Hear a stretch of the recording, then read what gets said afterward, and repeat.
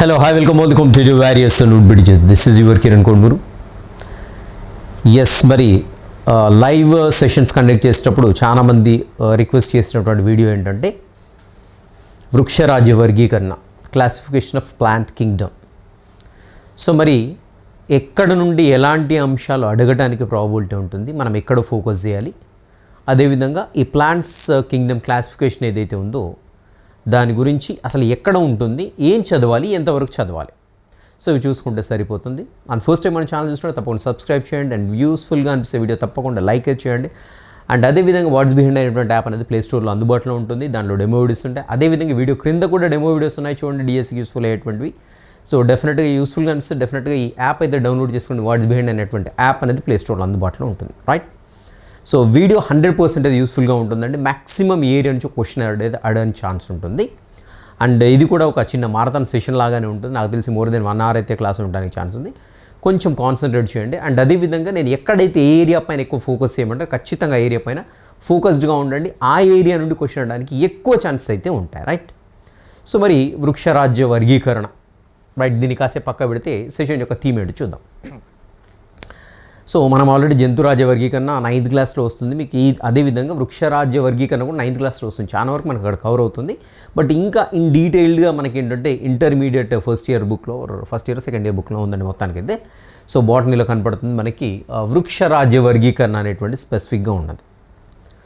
So మరి జనరల్గా వృక్షాలను చూడగానే లేకుంటే మొక్కల్ని చూడగానే అవి పూస్తలేవా, గింజలు ఉత్పత్తి చేయట్లేదా, సో వీటిని బేస్ చేసుకొని అదేవిధంగా వాటిల్లో నిజమైన కాండం, నిజమైనటువంటి వేరు, నిజమైన అంటే ఏంటి అంటే మనం రియల్గా ఇప్పుడు బయట ఏదైతే చూస్తున్నామో ప్రకాండ వ్యవస్థ అంటే భూమిపైన ఉండేటువంటి సో కాండం కావచ్చు, శాఖలు కావచ్చు, పత్రాలు కావచ్చు, దీని అంతని కూడా ప్రకాండ వ్యవస్థగా చెప్పండి. సో నిజమైనటువంటి ప్రకాండ వ్యవస్థ, నిజమైనటువంటి వేరు వ్యవస్థ కలిగి ఉంటాయి కొన్ని మొక్కలు. కొన్నిటికి అసలు నిజమైన వేర్లు ఉండవు. సో నిజమైన వేర్లకు మరి మామూలు వేర్ల కంటే చాలా తేడా ఉంటుంది. అదేంటో చూద్దాం తర్వాత ఫర్దర్గా మూవ్ అవుతుంటే. అండ్ నెక్స్ట్ ఇలా కొన్నిటిని అంటే కొన్ని లక్షణాలని బేస్ చేసుకొని ఉండేటువంటి మొక్కల్ని కూడా డిఫరెంట్గా విభజిస్తుంటారు. సో పుష్పిస్తున్నాయా, పుష్పించట్లేదా, విత్తనాలు ఉత్పత్తి అయితే సో బయట ఉంటున్నాయా, లోపల ఉంటున్నాయా, నెక్స్ట్ అదేవిధంగా నిజమైనటువంటి కాండం ఉందా, నిజమైన వేర్లు ఉన్నాయా, నిజమైన పత్రాలు ఉన్నాయా, సో ద్వయస్థితికంగా ఉందా, ఏకస్థితికంగా ఉందా, సిద్ధ బీజాలను ఉత్పత్తి చేస్తుందా, సంయోగ బీజాలను ఉత్పత్తి చేస్తుందా, సో అదేవిధంగా రకరకాల. సో ఇవన్నీ కూడా క్లాసిఫికేషన్ క్రైటీరియా అండి. సో మొక్కల్ని ఇలా వీటినన్నింటిలో గ్రూప్ పెట్టారు. కారణం ఏంటి అంటే వీటిలో కొన్ని లక్షణాలని బేస్ చేసుకొని ఆ మొక్కల్ని అండ్ మొక్కలకు సంబంధించినటువంటి ఆ జీవుల్ని మొత్తం కూడా వర్గీకరించడం జరుగుతుంది, రైట్. దీని గురించి ఇంకా డీటెయిల్గా వెళ్ళిపోదామా, రైట్. ఇక్కడ చూసినట్టు నేను ఇంపార్టెంట్ ఏదనుకుంటే అక్కడ మాత్రమే అండర్లైన్ చేస్తాను, అవి మాత్రమే చూసుకోండి. సో ఇన్ డీటెయిల్గా వెళ్ళవలసినటువంటి పని అయితే లేదండి. సో వృక్షరాజ్యంలో ఏంటంటే ఇక్కడ నిజ కేంద్రక, సాధారణంగా బహుకణయిత. సాధారణంగా అన్నాడు ఇక్కడ, గుర్తుపెట్టుకోండి. సో ఏం సార్ ఆ వర్డ్లో ఏముంది, మీకు సింపుల్గా ఉంది కదా సాధారణంగా. సో సింపుల్ వర్డ్ కాదండి, సాధారణంగా బహుకణయితంగా ఉంటాయి. రేర్గానే అరుగుతుంది అంటే రేర్గా అని ఉంటే కండిషన్ కూడా ఉంటుంది అక్కడ. ఉదాహరణకు క్లామిడోమోనాస్ తీసుకున్నాం అనుకోండి, ఒకటే కణం ఉంటుంది కదా. సో అలా రేర్గా ఉండడానికి కూడా ప్రాబిలిటీ ఉందని అర్థం. సాధారణంగా బహుకణయితంగా ఉంటాయి. నెక్స్ట్ పత్రహరిత సహిత అంటే పత్రహరితం ఉండడం అండి. నెక్స్ట్ సెల్యులోజ్ కనకవచం గల, కనకవచం అనేది సెల్యులోజ్ చేత, cell wall is made up of cellulose అండి. సో సెల్యులోజ్ చేత నిర్మించబడినటువంటి కనకవచం ఉంటుంది. అదేవిధంగా స్వయం పోషణ గల అన్ని జీవరాశుల్ని కలిగి ఉంటుంది. సో ఇక్కడ వృక్షరాజ్యం చిన్న డెఫినేషన్ ఇచ్చాడండి. నిజకేంద్ర కణాలు అంటే బహుకణయితమై ఉండాలి, పత్రహరిత సహితంగా ఉండాలి, సెల్యులోజ్ ఉన్నటువంటి కనకవచాన్ని కలిగి అంటే కంపల్సరీ అంటే కంపల్సరీ ఏం కాదు, కొన్ని సందర్భాలు వేరేట్ కావచ్చు. నెక్స్ట్ స్వయం పోషక జీవులు, వీటినన్నింటినీ కూడా మనకి ఏంటంటే వృక్షరాజ్యంలో చేర్చడం జరిగింది. సో ఇక్కడ ఈ యొక్క వృక్షరాజ్యాన్ని చూసినట్టయితే మేజర్గా చూడండి, ఇక్కడ మనకు కనపడుతూ ఉంటుంది శైవలాలు, బ్రయోఫైట్లు, టెరిడోఫైట్లు, వివృత బీజాలు, ఆవృత బీజాలు. సో ఇలా విభజించడం జరిగిందనమాట. సో ఖచ్చితంగా వీటి గురించి అండ్ వీటిలో ఉండేటువంటి స్పెసిఫిక్ క్యారెక్టర్స్ ఏంటి. సో ఉదాహరణకు ఒక బ్రయోఫైట్ మొక్క ఉంది. సో బ్రయోఫైట్ మొక్క ఉన్నప్పుడు దానిలో ఉండేటువంటి ప్రత్యేకమైన లక్షణాన్ని కంపల్సరీ గుర్తుపెట్టుకోవాలి. అదేవిధంగా ఎగ్జాంపుల్స్ గుర్తుపెట్టుకోవాలి. వాటి యొక్క ఆర్థిక ప్రాముఖ్యత ఏమైనా ఉంటే గుర్తుపెట్టుకోవాలి. ఎందుకు ఆర్థిక ప్రాముఖ్యతను గుర్తుపెట్టుకోవాలా సార్? ఎస్, డిఎస్సి సిలబస్లో స్పెసిఫిక్గా మనకి ఎకనామికల్ ఇంపార్టెన్స్ ఆఫ్ ప్లాంట్స్ అని ఉంటుంది. సో ప్లాంట్స్ అంటే మరి శైవలాల గురించి ఎందుకు సార్? ఎస్, శైవలాలు కూడా ప్లాంట్స్లో వస్తాయి కాబట్టి శైవలాల యొక్క ఎకనామిక్ ఇంపార్టెన్స్ ఏమైనా ఉంటుంది దాన్ని కూడా కంపల్సరీ గుర్తుపెట్టుకోవాల్సి ఉంటుంది. అదేవిధంగా బ్రైఫైట్ల గురించి, స్టెరిడోఫైట్ల గురించి, అదేవిధంగా యాంజియోస్పెర్మ్, జిమ్నోస్పెర్మ్, సో వీటన్నిటి గురించి కూడా ఏమైనా ఆర్థికంగా ప్రాముఖ్యత ఉందా, మానవాళి అభివృద్ధికి ఏమైనా ఇవి తోడ్పడుతున్నాయి, ఎక్కడ ఉపయోగపడుతున్నాయి, వాటికి సంబంధించి జాతి ఏంటనేది కంపల్సరీ గుర్తుపెట్టుకోవాల్సినటువంటి విషయాలు. రైట్, ఇక్కడ మొక్కలు చూసినట్లయితే మనం ఏంటంటే శైవలాలు, బ్రైఫైట్లు, టెరిడోఫైట మొక్కలు, వివృత బీజాలు, ఆవృత బీజాలు, సో వీటన్నిటిని కలిపేసి ప్లాంటే అనేటువంటి వృక్షరాజ్య కింద నెట్టేసేయడం జరిగింది. కంపల్సరీ ఈ యొక్క 5 ఏవైతునో 5టిని గుర్తుపెట్టుకోండి, సమూహాలు 5 సమూహాలుగా విభజించడం జరిగింది. ఓకేనా. నెక్స్ట్ ఇక్కడ చూసినట్లయితే ఇక్కడ చూడండి, ఇక్కడ ఏవైతే మనం 5 అనుకున్నామో దీంట్లో వచ్చేసి శైవలాలు, బ్రైఫైట, టెరిడోఫైట, ఇక్కడ గుర్తుపెట్టుకోండి. ఇక్కడ శైవలాలు, బ్రైఫైట, టెరిడోఫైట మొక్కలు ఏమంటామంటే క్రిప్టోగ్రామ్స్ లేదంటే పుష్పించని మొక్కలు. సార్ ఎలా సార్ మళ్ళీ గుర్తుపెట్టుకోవడం, క్రిప్టోగ్రామ్స్ ఏంటి, ఫెనిరోగ్రామ్స్ ఏంటి, ఎలా గుర్తుపెట్టుకోవాలంటే నేను ఆల్రెడీ చెప్పాను. క్రిప్టో అంటే క్రిస్టల్ అని గుర్తుపెట్టుకోండి. క్రిస్టల్ అంటే ఏంటి, రాయిలాగా ఉంటుంది, పుష్పించేది, గుర్తుపెట్టుకోండి. ఓకేనా. క్రిప్టో అంటే క్రిస్టల్, క్రిప్టోగామ్స్ అంటే పుష్పించని మొక్కలు. ఓకేనా. అండ్ దెన్ ఫెనిరోగామ్స్ అంటే ఏంటంటే పుష్పించేవును. ఫెనిరో అంటే ఫన్నెల్ అని గుర్తుపెట్టుకోండి. ఫెనిరో అంటే ఫన్నెల్ అని గుర్తుపెట్టుకోండి. ఫన్నెల్ ఎలా ఉందండి, ఫ్లవర్ లాగా ఉంది కదా, ఫ్లవర్ లాగా ఉంది కాబట్టి పుష్పించే మొక్కలు. Very simple. నేనైతే ఇలా గుర్తుపడి, నాకు స్టార్టింగ్లో మస్తు కన్ఫ్యూజ్ అయ్యేది. సో క్రిప్టోగ్రామ్స్ ఏంటి, ఫెనిరోగ్రామ్స్ ఏంటి, ఇట్లా కన్ఫ్యూజ్ అయ్యేది. సో క్రిప్టో అంటే క్రిస్టల్, ఫెనిరో అంటే ఫన్నెల్, ఫ్లవర్, అలా గుర్తుపెట్టుకోండి. ఓకేనా. సో ఫెనిరోగామ్స్ లేదంటే వీటికి ఇంకొక పేరు ఉందండి, ఇది కంపల్సరీ గుర్తుపెట్టుకోవాలి. స్పెర్మటోఫైట్ అంటాము, లేదంటే బీజయుత మొక్కలు. బీజ అంటే గింజలతోటి పుష్పిస్తాయి కాబట్టి గింజలు ఉత్పత్తి చేస్తున్నాయి కాబట్టి వీటిని బీజయుత మొక్కలు అంటాం. ఇక్కడ మీరు అంశాలు గుర్తుపెట్టుకోవాల్సిందంటే ఇక్కడ ఉండేటువంటి 5 గ్రూపులు గుర్తుపెట్టుకోండి. అదేవిధంగా ఈ యొక్క మొక్కల్లో ఉండేటువంటి ముఖ్యమైనటువంటి లక్షణాలు ఏంటి అనేది గుర్తుపెట్టుకోండి. నెక్స్ట్ ఇక్కడ శైవలాలు, బ్రైఫైట్, టెరిడోఫైట్స్ ఇవి 3 వచ్చేసి క్రిప్టోగ్రామ్స్. అదేవిధంగా వివృత, ఆవృత బీజాలు రెండింటిని వచ్చేసి ఏంటంటే పుష్పించే మొక్కలు, లేదంటే ఫెనిరోగ్రామ్స్, స్పెర్మటోసైట్స్ అంటాం వీటిని. సో అదేవిధంగా బీజయుత మొక్కలుగా చెప్పుకోవడం, ఎందుకంటే ఇవి బీజాలను ఉత్పత్తి చేస్తాయండి, గింజలను ఉత్పత్తి చేస్తాయి. కాకుండా ఇక్కడ గింజలు వచ్చేసి ఏంటంటే ఇక్కడ ఆవృతనేమో లోపల ఉంటాయి, వివృతనేమో పండుగ బయట ఉంటాయండి. So simple. వివృతం అంటే ఓపెన్, తెలుగులో ఓపెన్ కదా, వివృతం అంటే తెలుగులో ఓపెన్. సో ఓపెన్ అంటే బయట అంటే బయట గింజలు ఉంటాయి కాబట్టి వివృత బీజాలు. ఆవృత అంటే ఆవహించి ఉండడం, గింజను ఆవహించి ఫలం ఉంటుంది కదా. సో ఇది గింజ అంటే ఆవరించి ఉంటుంది, ఏముంటుందండి, ఫలం ఉంటుంది కాబట్టి వీటిని ఆవృత బీజాలుగా చెప్పుకున్నాం. Very simple. సో అవి గుర్తుపెట్టుకుంటే అయిపోతుందండి. ఓకేనా. ఇవి 2 వచ్చేసి మనకి ఫెనిరోగ్రామ్స్గా చెప్పేసుకుంటాం. రైట్, ఇక్కడ ఇంకా చూసినట్లయితే మనకు ఆల్గే చూద్దాం. ఇక్కడ ఆల్గేలో చాలా అంటే చాలా ఇంపార్టెంట్ ఉన్నాయండి. సో ప్రాబిలిటీ ఎక్కువగా ఉంటుంది అడగడానికి, ఏంటో చూద్దాం. సో ఇవన్నీ ఎంటైర్లీ నాలెడ్జ్ బేస్డ్ అండి, కంప్లీట్గా నాలెడ్జ్ బేస్డ్. నేను ఆల్రెడీ చెప్పాను. సో ప్యూర్గా కొన్ని నాలెడ్జ్ బేస్డ్ ఉంటాయండి, అవి ఈజీగా చదువుకోవచ్చు. అయినా కానీ కొంచెం ఎక్స్ప్లెయిన్ చేయండి సార్ అంటే. సో ఇక్కడ చూద్దాం ఆల్గే లేదంటే శైవలాలు. సో శైవలాలను ఏమంటున్నామంటే ఇక్కడ పత్రహరితం కలిగిన, సరళమైన థాలస్ కలిగిన, స్వయం పోషకమైన. సో ఇక్కడ 2 ఇచ్చాడండి, పత్రహరితం కలిగి ఉండాలి, అదేవిధంగా సరళమైన థాలస్ అంటే ఏంటి అని చూసినట్లయితే ఏదైతే మొక్క పెరుగుతుందో ఆ మొక్కలో కాండం, పత్రాలు, వేరని స్పెసిఫిక్గా విభేదన చెంది ఉండదు. మొక్కను చూడగానే రైట్ ఇది కాండము, ఇది పత్రము, ఇది వేరు అని గుర్తుపట్టేట్టుగా ఉండాలి. సో ఒక మొక్క ఉంటుంది, ఎలా ఉంటుందంటే ఒక చాపలాగా ఫ్లాట్గా ఉంటుంది ఇలా. సో దాంట్లో కాండం ఎత్తలేదు, వేరెత్తలేదు, పత్రం ఎత్తలేదు, అలా ఉంటే ఆ మొక్క యొక్క ఆ భాగాన్ని మొత్తం కలిపేసి ఏమంటామంటే థాలస్ అంటాం. గుర్తుపెట్టుకోండి, థాలస్ అంటాం. ఓకేనా. శైవలాల్లో పత్రహరితం ఉంటుంది, అదేవిధంగా సరళమైన థాలస్, ఇవి 2 గుర్తుపెట్టుకోండి. సో ఎక్కడ ఉంటాయి ఇవి, స్వయం పోషక జీవులు, మనకు తెలిసిందే ఇవన్నీ కూడా స్వయం పోషక, నీటిలో ఉంటాయండి. ఎక్కువగా వచ్చేసి మంచినీటిలో, సముద్రపు జలాల్లో పెరుగుతూ ఉంటాయి. నెక్స్ట్ తేమగా ఉండే రాళ్లపైన, చెక్కల, నీటిపైన కూడా పెరుగుతుంటాయి. కొన్ని శిలీంధ్రాలతో మనకు తెలిసిందేగా, శిలీంధ్రాలతో శైవలాలు కలిస్తే ఆ సహజీవనాన్ని లైకెన్స్గా అంటాం. సో లైకెన్స్లో శైవలానికి ఏం చేస్తుందో, శిలీంధ్రానికి ఏం చేస్తుందో ఒకసారి ట్రై చేయండి గుర్తు తెచ్చుకోవడానికి. అంతేకాకుండా కొన్ని జంతువులతో కూడా సహజీవనం చేస్తాయి. స్లాత్ మంకీ అని ఉంటుందండి, స్లాత్ బేర్ ఉంటుంది. సో స్లాత్ బేర్ అని కొట్టండి మీకు తెలుస్తుంది. స్లాత్ బేర్ ఎలా ఉంటుందంటే జనరల్గా చెట్లపైన పెరిగేటువంటి పెద్ద కోతి అండి. సో దాని యొక్క హెయిర్ చూసినట్టు చాలా పెద్దగా ఉంటుంది. హెయిర్ పైన మొత్తం కూడా ఏంటంటే ఈ యొక్క ఆల్గే ఉంటుంది. సో ఆల్గే ఉండాలి, దాని హెయిర్ మొత్తం కూడా గ్రీన్ కలర్లో కనపడుతుంది. సో గ్రీన్ కలర్ ఉండడం దానికి అడ్వాంటేజ్ ఏంటి సార్, చెట్ల పైన తిరుగుతుంది కాబట్టి అది చెట్ల పైన ఉండేటువంటి దీనికి ఆహారంగా ఉపయోగపడే దేన్నైనా పట్టుకోవడానికి దగ్గరికి వెళ్ళేదాకా కనిపించదు, అడాప్టేషన్. సో గ్రీన్ కలర్ ఉంటుంది కాబట్టి చెట్లలో కలిసిపోతూ ఉంటుంది. సో అదేవిధంగా ఏదైనా శత్రువు తన వెంట పడింది అనుకోండి, సడన్గా చెట్టు ఎక్కేస్తుంది, అది ఎక్కడుందో కదలకుండా కూర్చుంది అనుకోండి, చెట్లో కలిసిపోతుంది. సో అలా అడాప్టేషన్ పాయింట్ ఆఫ్ వ్యూలో కూడా దీనికి సింబోయాసిస్ యూజ్ అవుతుంది అనమాట. గుర్తుపెట్టుకోండి, ఇది స్లాత్ బేర్ ఇంపార్టెంట్, యానిమల్ ఏదైతే ఉందో ఇంపార్టెంట్. సో క్రింది జంతువు యొక్క శరీరం పైన శైవలాలు సహజీవనాన్ని కొనసాగిస్తాయి. స్లాత్ బేర్, రైట్, ఇంపార్టెంట్ అది.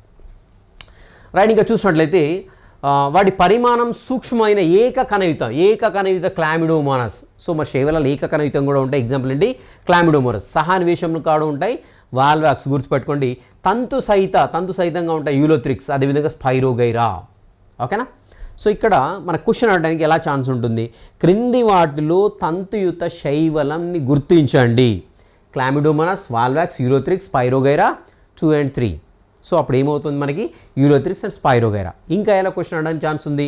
క్రింది వాటిలో సహానివేశంగా నివసించేటువంటి శైవలం, లేకుంటే క్రింది వాటిలో ఏకకణయుత శైవలం క్లామిడోమోనాస్. సహానివేశం అంటే వాల్వాక్స్ గుర్తుపెట్టుకోండి. ఓకేనా? సో మనకు తెలిసిన సముద్ర జలాల్లో వచ్చేసి ఇవి కెల్ప్స్గా ఉంటాయి. మనకు 9th క్లాస్లో వస్తుందండి ఇది కెల్ప్స్ గురించి. సో ఎక్కడెక్కడ ఉంటుంది, ఏం సంగతి, వాటి వల్ల ఉపయోగం ఏంటి కంప్లీట్గా వస్తుంటుంది. కెల్ప్స్ వంటి బృహత్ శరీరాలు అంటే మనకు తెలిసింది చాలా పెద్ద కనిపిస్తూ ఉంటాయి అన్నమాట. బృహత్ శరీరాలు కలిగి ఉంటాయి. కణకవచం సెల్యులోజ్ లేదా ఇతర కార్బోహైడ్రేట్లు. గుర్తుపెట్టుకోండి, కణకవచం సెల్యులోజ్ లేదా ఇతర కార్బోహైడ్రేట్లను కలిగి ఉంటుంది. కొన్ని శైవలాల్లో క్లోరోఫిల్స్, కెరోటినాయిడ్స్తో పాటు ఫైకోబిలిన్లు అనేటువంటి ప్రత్యేకమైనటువంటి వర్ణక పదార్థాలు ఉండడం ద్వారా ఆ శైవలాలు కేవలం ఆకుపచ్చ రంగులో కాకుండా వివిధ రంగుల్లో కూడా కనిపిస్తూ ఉంటాయి. ఓకేనా? రైట్. నిలువ పదార్థాలు సాధారణంగా పిండి పదార్థాల రూపంలో ఉంటాయి. సాధారణంగా పిండి పదార్థాలు అంటే వేరే ఇతర రూపంలో ఉండడానికి కూడా ఛాన్స్. వేరే ఇతర రూపాల్లో అంటే ఏంటండి?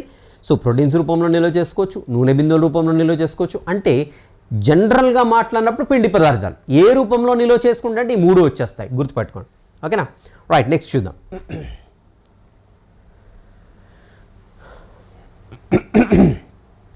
రెడీగా చూద్దాం. ఇంకా ఈ శైవలాల్లో వీటి యొక్క అంటే ప్రాపగేషన్ ఎలా ఉంటుంది? సో లైంగిక పద్ధతిలో ప్రత్యుత్పత్తి జరుపుకుంటాయి. శాఖీయ అలైంగిక లైంగిక పద్ధతుల్లో. సో ముక్కలు కావడం అనేది శాఖీయ ప్రత్యుత్పత్తి ద్వారా జరుగుతుంది. ముక్కలు అవడం ద్వారా శాఖీయ ప్రత్యుత్పత్తి జరుగుతుంది.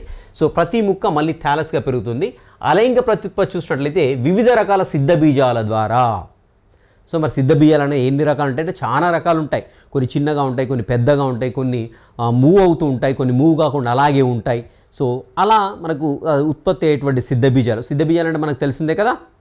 సో చాలా చిన్నగా ఉండేటువంటి పౌడరీ మాలిక్యూల్స్ లాగా ఉంటాయండి. చాలా చిన్నగా ఉంటాయి, చాలా సూక్ష్మంగా ఉంటాయి. సో అవి నీటి ద్వారానో గాలి ద్వారానో ఇంకా దేని ద్వారానో వ్యాపించేసి మళ్ళీ కొత్త మొక్కలు మొలకెత్తు ఉంటాయి. సో అలా సిద్ధ బీజాలు అనేవి ఉత్పత్తి అవుతూ ఉంటాయి అన్నమాట.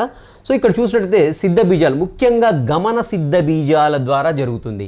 గమన సిద్ధ బీజాలు అంటే ఏంటండి? ఒక సిద్ధ బీజం ఉన్నట్లయితే అది చలిస్తూ ఉంటుంది. చలించాలంటే డెఫినెట్గా దానికి ఏంటి?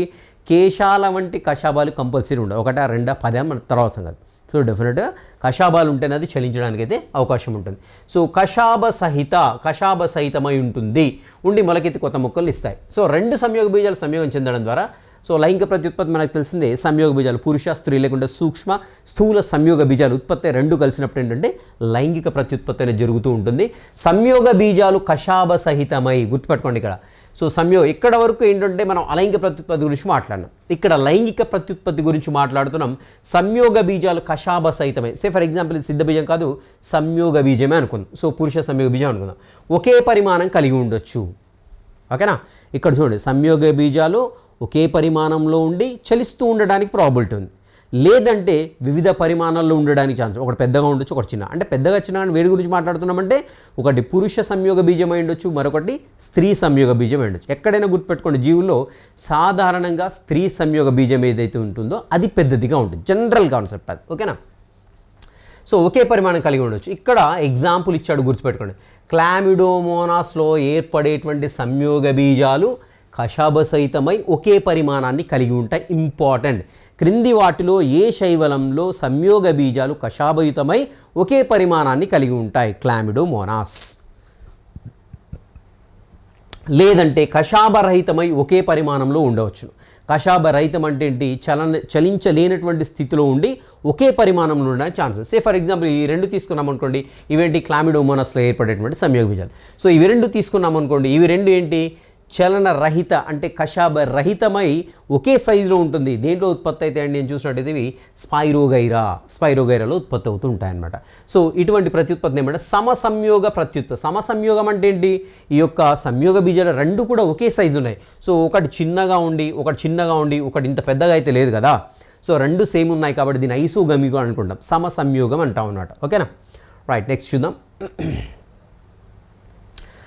నెక్స్ట్ కొన్ని క్లామిడోమోనాస్లో ఇంపార్టెంట్ గుర్తుపెట్టుకోండి, కొన్ని మోనాస్ జాతుల్లో సంయోగ పాల్గొన రెండు సంయోగ పేర్లు వేరువేరు పరిమాణాలు కలిగి ఉంటాయి.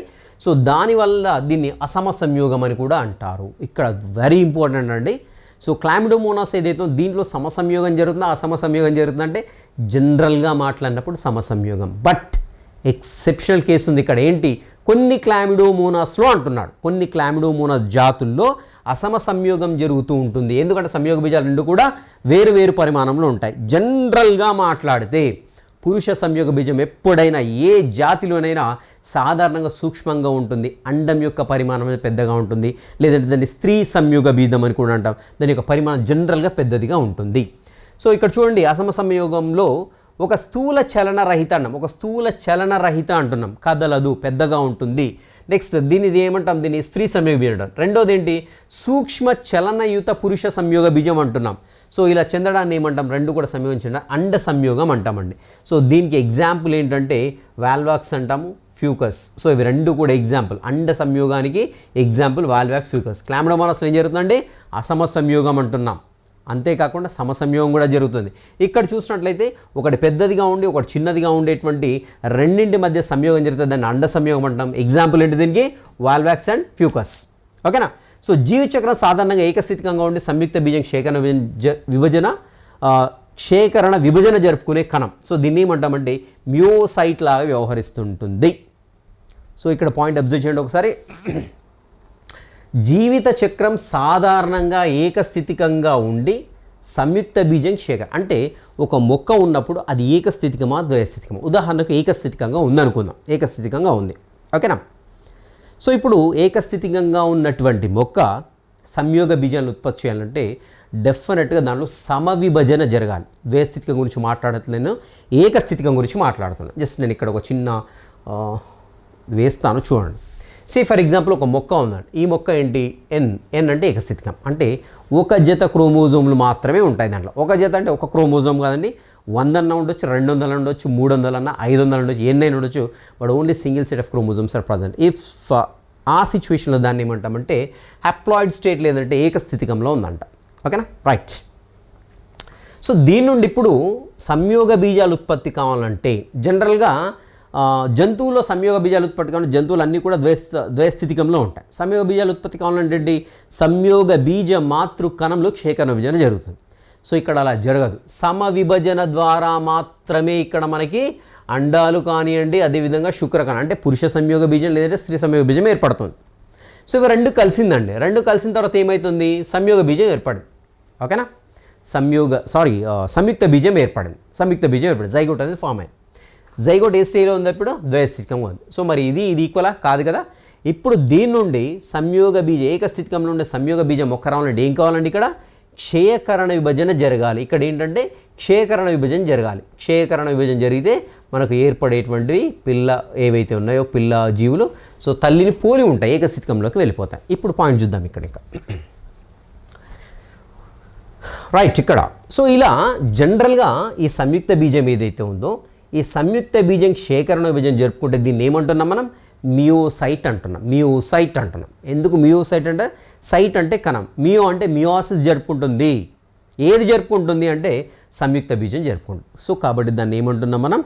అలా సంయుక్త బీజం క్షేకరణ జరుపుకునే సందర్భంలో ఆ సంయుక్త బీజాన్ని ఏమంటాం మనం? మియోసైట్ అంటాం. మియోసైట్గా వ్యవహరిస్తుంది అంటాం. క్లియర్ అనుకుంటున్నాను పాయింట్ అయితే నేనైతే.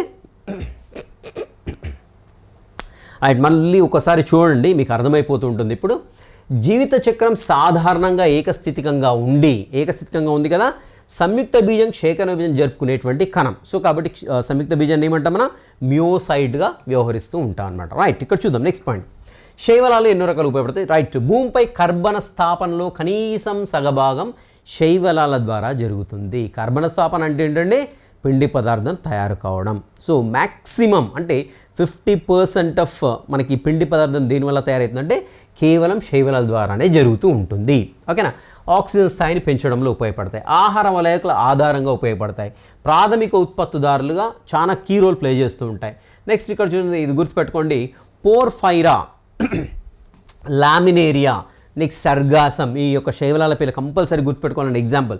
లాంటి 70 సముద్ర శైవల జాతులు ఆహారంగా ఉపయోగించబడుతున్నాయి. ఆహారంగా ఉపయోగించబడేటువంటి సముద్ర శైవల జాతులు లామినేరియా, సర్గాసం, అదేవిధంగా పోర్ఫైరా ఇంపార్టెంట్ రైట్. కొన్ని గోధుమ వర్ణ, ఎరుపు వర్ణ సముద్రపు శైవలాలు నీటిని పట్టి ఉంచే హైడ్రోకొలాయిడ్స్గా అధికంగా ఉపయోగిస్తారు.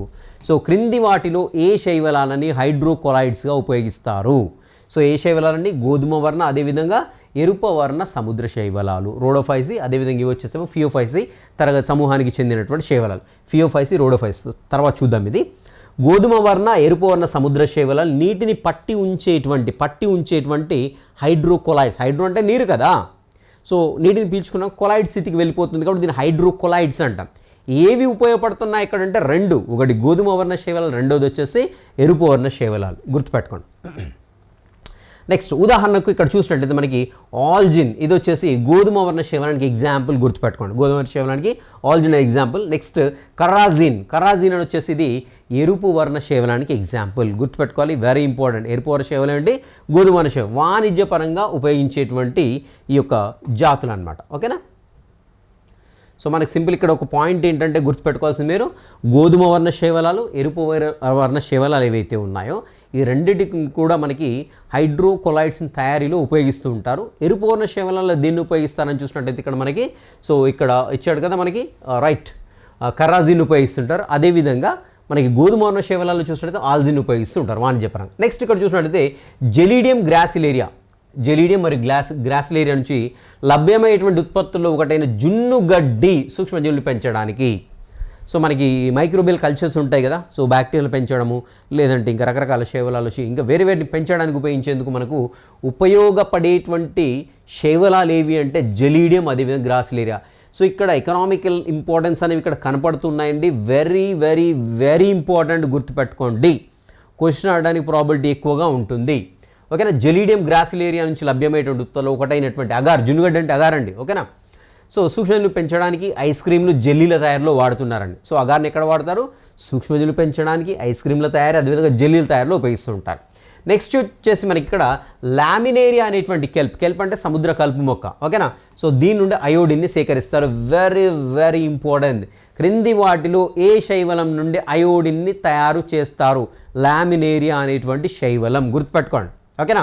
జున్నుగడ్డి దేని నుండి తయారు చేస్తారు? జెలీడియం గ్రాసిలేరియా. ఓకేనా? నెక్స్ట్ హైడ్రోకొలాయిడ్స్ దేని నుండి తయారు చేస్తారంటే ఆల్జిన్, కరాజిన్. సో ఇవి రెండు ఎక్కడి ఏ సమూహానికి చెందినవి అని చూసినట్లయితే ఒకటి వచ్చేసి గోధుమ వర్ణ శైవలం, రెండోది వచ్చేసి ఎరుపు వర్ణ శైవలం. ఓకేనా? అండ్ దెన్ సో ఇక్కడ వరకు. నెక్స్ట్ వచ్చేసి క్లోరెల్లా స్పైరులినా అనేటువంటి ఏకకణ శైవలాలు. ఇంపార్టెంట్, ఇది కూడా very very important. Chlorella next spirulina వచ్చేసి అంతరిక్ష యాత్రకు ఆహారంగా ఉపయోగిస్తున్నారు. నెక్స్ట్ వచ్చేసి వర్ణ పదార్థాలు, నిల్వ ఆహార పదార్థాల రకాలుగా ఆధారంగా రైట్ ఇక్కడ వరకు మనకు ఉపయోగాలు అయిపోయినాయండి. ఓకే? అండ్ దెన్ ఇప్పుడు శైవలాన్ని ఎన్ని గ్రూప్స్గా డివైడ్ చేస్తామో చూద్దాం, దీన్ని బేస్ చేసుకుని చూద్దాం. సో ఇక్కడ చూసినట్టయితే వర్ణ పదార్థాలు అంటే ఆ శైవలాల్లో ఏ రకమైనటువంటి వర్ణక పదార్థాలు ఉన్నాయి, what kind of pigments are present. Okay? So దాన్ని బేస్ చేసుకొని, అదేవిధంగా నిల్వ ఆహార పదార్థాలు, 2 లక్షణాలను ఆధారంగా చేసుకొని శైవలాన్ని మనం ఫర్దర్ క్లాసిఫై చేస్తూ ఉన్నాము. సో మరి 2 లక్షణాలు బేస్ ఏంటి అని చూసినట్టయితే ఒకటి వచ్చేసి నిల్వ ఆహార పదార్థాలు, రెండవది వచ్చేసి వాటిలో ఉండేటువంటి వర్ణక పదార్థాలు. సో దాంట్లో ఉండేటువంటి పిగ్మెంట్స్, అదేవిధంగా స్టోర్డ్ ఫుడ్ని బేస్ చేసుకొని సో శైవలాల్లో వచ్చేసి మనకి 3 సమూహాలుగా, వన్ ఈజ్ క్లోరోఫైసి, రెండోది వచ్చేసి ఫియోఫైసి, మూడోది వచ్చేసి రోడోఫైసి. ఎరుపు వర్ణ శైవలాలు, గోధుమ వర్ణ శైవలాలు, అదేవిధంగా ఆకుపచ్చ శైవలాలుగా చెప్పు. క్లోరో అంటే ఆకుపచ్చ, రోడో రెడ్. గుర్తుపెట్టుకోండి. ఫియో అంటే గోధుమ. అంతే, సింపుల్. 3 తరగతులు విభజించాం. సో ఇప్పుడు ఒక్కొక్కటిగా చూద్దామండి. రైట్, ఫస్ట్ వచ్చేసి మనకి క్లోరోఫైసి. సో క్లోరోఫైసిలో చూద్దాం. సో క్లోరోఫైసిల్ వచ్చేసి ఆకుపచ్చ శైవలాలు. ఇక్కడ మీరు ఇంపార్టెంట్ గుర్తుపెట్టుకోవాల్సింది ఏంటంటే, సో ఇవి ఏకకణయుతం, సహానివిషం, తంతుయుతం వదిలిపెట్టేసని ఇంపార్టెంట్ కాదు. ఇక్కడ క్లోరోఫిల్ ఏబీలు ఎక్కువగా ఉంటాయి, ఇంపార్టెంట్. దీనిలో ఉండేటువంటి క్లోరోఫిల్ రకం ఏంటి, దీనిలో ఉండేటువంటి వర్ణక పదార్థం ఏంటి అని చూసినట్టు ఇక్కడ chlorophyll A and be very important. ఓకేనా? నెక్స్ట్ కాబట్టి ఏంటంటే ఆకుపచ్చ రంగులో ఉంటాయి, హరితరంగు చక్రమ ఫలంగా. సో ఇవన్నీ సింపుల్ అండి. సో సర్పంగా నెక్స్ట్ ఇక్కడ చూసినట్లయితే పైరినాయిడ్స్ అనబడేటువంటి ఆహారాన్ని నిలువ చేసుకునే నిర్మాణాలు ఉంటాయి ఇంపార్టెంట్ బిట్స్లో. సో ఏంటి, క్లోరోఫైసీకి చెందినటువంటి శైవలాల్లో పైరినాయిడ్స్ అనేటువంటి ఒక ప్రత్యేక నిర్మాణాలు ఉండి అవి దేనికి ఉపయోగపడుతుంటే ఆహారాన్ని నిల్వ చేసుకోవడానికి ఉపయోగపడుతుంటాయి. పైరినాయిడ్లు స్టార్చ్తో పాటు ప్రోటీన్లను కూడా కలిగి ఉంటాయి. సో దేనికి ఆహారం ఏ రూపంలో ఉంటుంది, స్టార్చ్ రూపంలో అయినా ఉంటుంది, లేదంటే ప్రోటీన్స్ రూపంలో అయినా మనకు కనపడుతూ ఉంటుంది. సో కొన్ని శైవలాల ఆహారాన్ని నూనె బిందువుల రూపంలో కూడా నిల్వ చేసుకుంటాయి. ఇంపార్టెంట్ కదా. సో ఆహారం ఏ రూపంలో నిల్వ ఉంటుంది, ఇక్కడ క్లోరోఫైస్ చెందిన శైవలాలను చూసినట్లయితే స్టార్చ్, ప్రోటీన్స్, అదేవిధంగా క్రొవ్వుల రూపంలో కూడా నిల్వ ఉంటుంది. క్రొవ్వులు అంటే నూనె బిందువులే కదా. సో ఆకుపచ్చ శైవలాలు లోపల సెల్యులోస్ పొరతోనూ బయట పెక్టోస్ పొరతోనూ నిర్మితమైనటువంటి దృఢ కణ కవచాన్ని కలిగి ఉంటాయి. ఇంపార్టెంట్ అండి. సో ఇక్కడ ఆ యొక్క క్లోరోఫైస్కి చెందినటువంటి శైవలాల యొక్క కణ కవచం ఏదైతే ఉందో, కణ కవచం చూసినట్లయితే 2 పొరల్ని కలిగి ఉంటుంది. సో ఇలా 2 పొరల్ని కలిగి ఉంటుంది. సో ఈ 2 పొరల్లో బయటిది ఏంటి అని చూసినట్లయితే మనకి లోపల చూసినట్లయితే సెల్యులోజ్, బయటిది వచ్చేసి ఏంటంటే పెక్టోస్. సో ఇది వచ్చేసి సెల్యులోజ్, బయటిది వచ్చేసేమో పెక్టోస్ అనేటువంటి పొర కలిగి ఉంటుంది. ఇంపార్టెంట్. సో ఓవరాల్ ఇక్కడ మనకి దీంట్లో ఈ ప్యారల్ ఇంపార్టెంట్, ఆకుపచ్చ శైవలాలు దీంట్లో ఉండేటువంటి chlorophyll A and B. Next వచ్చేసి ఇక్కడ పైరినాయిడ్స్ అనేటువంటి స్ట్రక్చర్స్లో మనకి స్టార్చ్, ప్రోటీన్స్, అవి నూనె బిందువులు నిలువ ఉంటాయి ఆహారం అనేది. నెక్స్ట్ లోపల వచ్చేసి సెల్యులోస్ పొర, బయట వచ్చేసి పెక్టోస్ పొర. జస్ట్ 2 లేదంటే 3 పాయింట్లు ఈ పేరా మొత్తం చదివితే ఓకేనా. రైట్. సాధారణంగా ముక్కలు అవడం ద్వారా శాఖ ప్రత్యుత్పత్తి, అలైంగిక ప్రత్యుత్పత్తి వచ్చేసి గమన సిద్ధ బీజాశయాల్లో ఏర్పడే కషాభయుత గమన సిద్ధ బీజాలు. సో క్లోరోఫైసీలో ఏర్పడేటువంటి సిద్ధ బీజాలు ఏంటంటే కషాభయిత అంటేనే గమన సిద్ధ బీజాలు కదా, కషాబు ఉంటేనే కదులుతాయి. సో కషాభయిత సిద్ధ బీజాలు అన్నాం కదా మనం, కషాబం ఉంది కాబట్టి కదులుతుందండి, కాబట్టి కషాభయిత గమన సిద్ధ బీజాల ద్వారా జరుగుతుందని చెప్తాం. ఓకేనా. నెక్స్ట్ చూద్దాం. రైట్, మనకి ఇక్కడ ఎగ్జాంపుల్స్ అయితే ఇచ్చామండి. కంపల్సరీ డయాగ్రామ్స్ కూడా ఒకసారి చూడండి. సో వాల్వాక్స్, క్లామిడోమోనాస్, ఇది వచ్చేసి కారా. నెక్స్ట్ దీనికి సంబంధించినటువంటి ఇవి గోధుమ రంగు శైవలాలు. అదేవిధంగా ఇక్కడ వచ్చేసి రెడ్ ఆల్గేగా చెప్పుకుంటామండి. ఇది ఒకటి వచ్చేసి ఇక్కడ మన కింద పేర్లు ఇచ్చాడు, ఏంటి అనేది ఒకసారి అయితే చూసుకోండి అది. అండ్ దెన్ నెక్స్ట్ వచ్చేసి ఇక్కడ క్లోరోఫైసీలో లైంగిక ప్రత్యుత్పత్తి చూద్దాం. లైంగిక ప్రత్యుత్పత్తి చూసినట్లయితే సమ సంయోగం, అసమ సంయోగం, లేదంటే అండ సంయోగం. అసమ సంయోగాన్ని ఏమంటున్నామండి మనం, అండ సంయోగం అంటాం. ఎందుకు అండ సంయోగం అంటున్నామంటే, అసమ అంటున్నాం ఎందుకు అంటున్నామంటే పురుష సంయోగ బీజం చిన్నదిగా ఉంటుంది, స్త్రీ సంయోగ బీజం పెద్దగా ఉంటుంది, రెండు సమానంగా లేవు కాబట్టి దీన్ని ఏమంటున్నాం మనం, అసమ సంయోగం అంటున్నాం. సో ఇది వెళ్ళి దీంతో కలుస్తుంది, అండానికి ఎక్కువ ప్రాముఖ్యత ఇస్తున్నాం కాబట్టి దీన్ని అండ సంయోగంగా కూడా చెప్పుకుంటూ ఉంటాం. సో వీటికి ఎగ్జాంపుల్స్ గుర్తుపెట్టుకోండి. క్రింది వాటిలో క్లోరోఫైసీ తరగతికి చెందని శైవలం అంటాడు. సో కాబట్టి డెఫినెట్గా వాటికి ఇచ్చేటువంటి ఎగ్జాంపుల్స్ ఏవైతే 100% గుర్తుపెట్టుకోండి. సో క్లామిడోమోనాస్, వాల్వాక్స్, యూరోథ్రిక్స్, పైరోగైరా, కారా. సో ఇవన్నీ కూడా మనకు అక్కడ ఇచ్చాడు కదా డయాగ్రామ్స్లో. సో ఇవన్నీ కూడా కంపల్సరీ గుర్తుపెట్టుకోండి, ఇంపార్టెంట్. అండ్ కమింగ్ టు ఫియోఫైసీ అంటే గోధుమవర్ణ శైవలాలుగా చెప్పుకుంటామండి దీన్ని. సో గోధుమవర్ణ శైవలాలు ఫియోఫైసీ. రైట్, ఫియోఫైసీకి ఈ యొక్క సమూహానికి చెందినటువంటి గోధుమవర్ణ శైవలాలు అంటాం.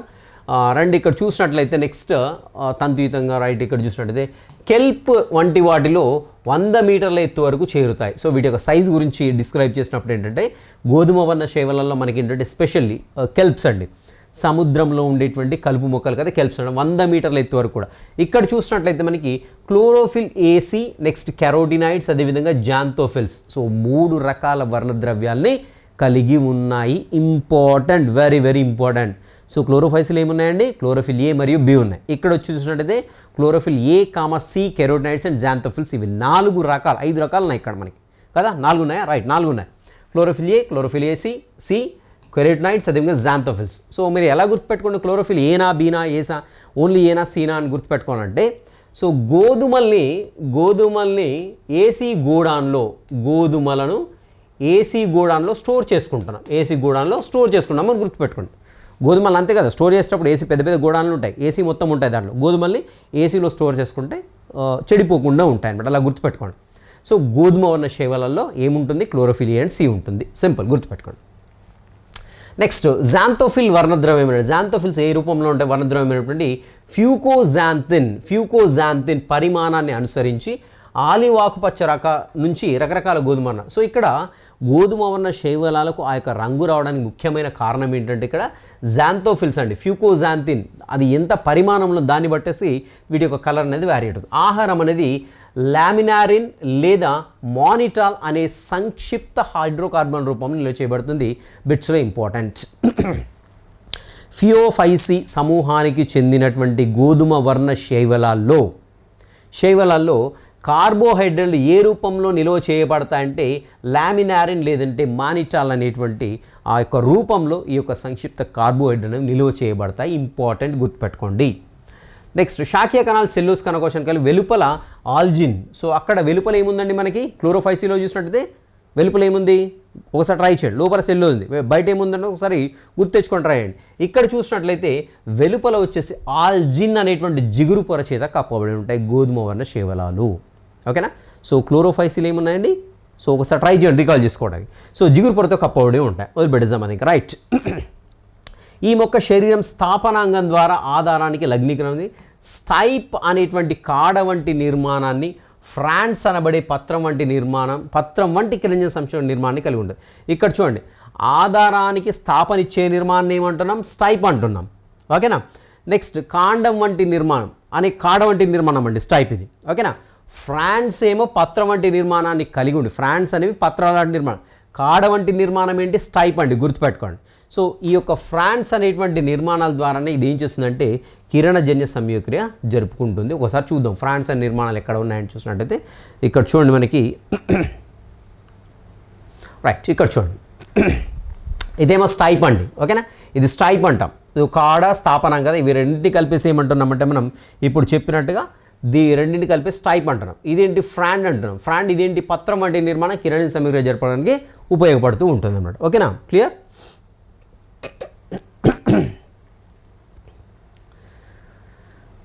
రైట్. సో ఇక్కడ ఉన్నాం మనం. ఓకేనా? సో ముక్కలవడం ద్వారా శాఖ ప్రత్యుత్పత్తి. చాలా గోధుమ వర్ణ శేవలలో అలైంగిక ప్రత్యుత్పత్తి ద్వికషాభయుత గమన సిద్ధ బీజాలు. గుర్తుపెట్టుకోండి. సో ఇంతకుముందు వచ్చేసి కషాభయుత అన్నాడు. గోధుమ వర్ణ శేవలకు వచ్చేస్తారు కదా ద్వికషాభయుత అంటున్నాడు. ద్వి అంటే రెండు కషాభాల్ని కలిగి ఉండడం. సో ఇవి బేరిపండు ఆకృతిలో ఉండి, సో బేరిపండు అంటే మనకు వెంటనే ఏం గుర్తొస్తుందండి? క్లామిడోమోనాస్ గుర్తొస్తుంది. బేరిపండు ఆకారంలో ఉండి ఇలా రెండు కషాభాల్ని కలిగి ఉంది అనుకుంటాం కదా. సో ఇక్కడ క్లామిడోమోనాస్ దీంట్లోకి రాదండి, గుర్తుపెట్టుకోండి, ఇంపార్టెంట్. అది క్లోరోఫైసిల్నే ఉంటుంది. ఓకేనా? సో ఇక్కడ కన్ఫ్యూజ్ అయ్యేందుకు అవకాశం ఎక్కువగా ఉంటుంది అక్కడ, అది ఒకటి బాగా గుర్తుపెట్టుకోండి. ద్వికషాభయిత గమన సిద్ధ బీజాల ద్వారా జరుగుతుంది. బేరిపండు ఆకృతిలో ఉండి రెండు పార్శ్వంగా అమరి ఉన్న అసమానమైన కషాభాలను, అసమానమైన కషాభాలు. సో అసమానమైన కషాభాలు అంటే ఒకటి చిన్నగా ఉండొచ్చు, ఒకటేమో పెద్దగా ఉండొచ్చు. సో అది వచ్చేసి మనకి ఏంటంటే కషాభాల గురించి. సో ఎంత పెద్ద ఇంపార్టెంట్ ఏం కాదు, ఎగ్జాక్ట్ ఎగ్జామ్ పాయింట్ ఆఫ్ వ్యూలో. అండ్ ఇక్కడ ఒకవేళ అడిగితే సంయోగ బీజాలు ఏ ఆకారంలో ఉంటాయని అడిగితే అడగడానికి ఛాన్స్ ఉందండి. బేరిపండు ప్యూర్ షేప్లో ఉండడానికి అయితే ఛాన్స్ ఉంది. ఇక్కడ పార్శ్వంగతికొని రెండు కషాభాలు కలిగి ఉంటే సాధారణంగా కనిపించే ఇక్కడ ఎక్టోకార్పస్. ఎగ్జాంపుల్స్ గుర్తుపెట్టుకోండి. ఇక్కడ గోధుమ వర్ణ శేవలాలకి ఎక్టోకార్పస్ ఒకటి, నెక్స్ట్ డిక్టియోటా, లామినారియా, అదేవిధంగా సార్గాసం, అదేవిధంగా ఫ్యూకస్. సో కంపల్సరీ ఈ 5 పేర్లు ఏవైతే 5 పేర్లు కంపల్సరీ గుర్తుపెట్టుకోండి. మీరు ఏమైనా కోడ్ క్రియేట్ చేసుకోండి. సో ఆర్ఎల్స్ డైరెక్ట్గా గుర్తుపెట్టుకోండి. ఓకేనా? And coming to Rhodophyceae red ఫైసి అని గుర్తుపెట్టుకోండి. సో రాసుకోవడం ఇక్కడ రెడ్ ఫైసి అని రాసుకోండి సరిపోతుంది. రెడ్ ఫైసి అని రాసుకుంటే అయిపోతుంది. రోడోఫైసి బదులుగా మీరు ఏం చదువుకోవాలి? రెడ్ ఫైసి అని చదువుకోండి. రెడ్ ఫైసి అంటే రెడ్ అంటే ఎరుపు వర్ణ శేవలాలండి. ఓకేనా? సో రెడ్ ఫైసి మొక్కల్లో ఆర్ ఫైకోఎరిథ్రిన్ ఆర్ అంటే రెడ్ అనుకోండి. రెడ్ ఫైకోఎరిథ్రిన్ అంటే కూడా రెడ్డే కదా. ఆర్ ఫైకోఎరిథ్రిన్ అనేటువంటి ఎరుపు వర్ణ ద్రవ్యం ఎక్కువ ఉండడం వల్ల వీటిని ఎరుపు వర్ణ శేవలాలుగా చెప్పుకుంటాం. ఎక్కువగా సముద్ర జలాల్లో ఉంటాయి, గుర్తుపెట్టుకోండి. నెక్స్ట్ వెచ్చని ప్రదేశాలు ఎక్కువగా ఉంటాయి, ఎక్కువ కాంతివంతం కలిగి. రైట్, వదిలిపెట్టేద్దాం, మనకు అవసరం లేదు. దేహం బహుకనైతే కూడా అవసరం లేదు. ఇక్కడ చూసినట్టయితే క్లోరోఫిల్ ఏడి ఫైకోఎరిథ్రిన్ ఈ మూడండి. ఇక్కడ వర్ణద్రవ్యం అనగా ఫైకోఎరిథ్రిన్ అంటే ఇక్కడ మనకు కనపడుతుంది ఎర్ర ఎరుపు రంగు శేవలలో ఎరిథ్రిన్ ఉంటుంది. ఫైకో అంటే ఏంటంటే సో చెట్లకు సంబంధించింది, అంటే చెట్ల మాదిరిగా ఉండేటువంటి శేవలలో ఎరిథ్రిన్ ఎరుపు రంగు వర్ణం కాబట్టి ఇదేమంటాం? ఫైకోఎరిథ్రిన్గా చెప్పుకుంటాం. సో గుర్తుపెట్టుకోవాల్సిన chlorophyll AD. Chlorophyll point of వ్యూలో వెరీ ఇంపార్టెంట్ అండి. సో క్లోరోఫైసిలో వచ్చేసి ఏ అండ్ బి ఉంటుంది. అండ్ గోధుమ వర్ణ శేవలలో వచ్చేసి అంటే ఫియోఫైసికి చెందినటువంటి శేవలాల్లో వచ్చేసి మనకి ఏముంటుంది? క్లోరోఫిల్ ఏ అండ్ సి ఉంటుంది. వేరేజ్ ఇక్కడ రోడోఫైసికి వచ్చేసి ఏ అండ్ డి ఉంటుంది. ఇంపార్టెంట్, సింపుల్ అండి. ఫస్ట్ ఏం వచ్చింది మన క్లోరోఫైసి కదా, నెక్స్ట్ ఏం వచ్చింది ఫియోఫైసి, అంటే ఈ సీక్వెన్స్లో చదువుకోండి. రోడోఫైసి వచ్చింది. సో ఏ అనేది అన్నిట్లో కామన్ కదా. నెక్స్ట్ ఏముంది? B, C, D. Simple. First A and C, next A and B first, రెండోది వచ్చేసి ఏ అండ్ సి, మూడోది వచ్చేసి ఏ అండ్ డి. ఇలా గుర్తుపెట్టుకుని పర్వాలేదు, మీ ఇష్టం. అంటే compulsory you must remember the sequence. ఏంటి? క్లోరోఫైసి ఒకటి, ఫియోఫైసి ఒకటి, రోడోఫైసి. ఈ సీక్వెన్స్ చదువుకున్న ఈ సీక్వెన్స్లో గుర్తుపెట్టుకోండి. ఫస్ట్ దానికి బి, రెండో దానికి సి, మూడో దానికి డి. అలా గుర్తుపెట్టుకున్న పర్వాలేదు, మీ ఇష్టం. రైట్. సో ఇక్కడ ఆహారం అనేది ఫ్లోరిడియన్ స్టార్చ్ రూపంలో నిల్వ చేయబడుతుంది. ఆహారం ఏ రూపంలో నిల్వ చేయబడుతుంది? Important bit. రైట్, ఇక్కడ ఇంకా టేబుల్ ఏదైతే ఇచ్చాడో టేబుల్ వెరీ వెరీ ఇంపార్టెంట్ అండి. సో ఇక్కడ మనకి 3 సమూహాలకు చెందినటువంటి శైవలాల గురించి ఇవ్వడం జరిగింది. Chlorophyceae, Phaeophyceae, Rhodophyceae.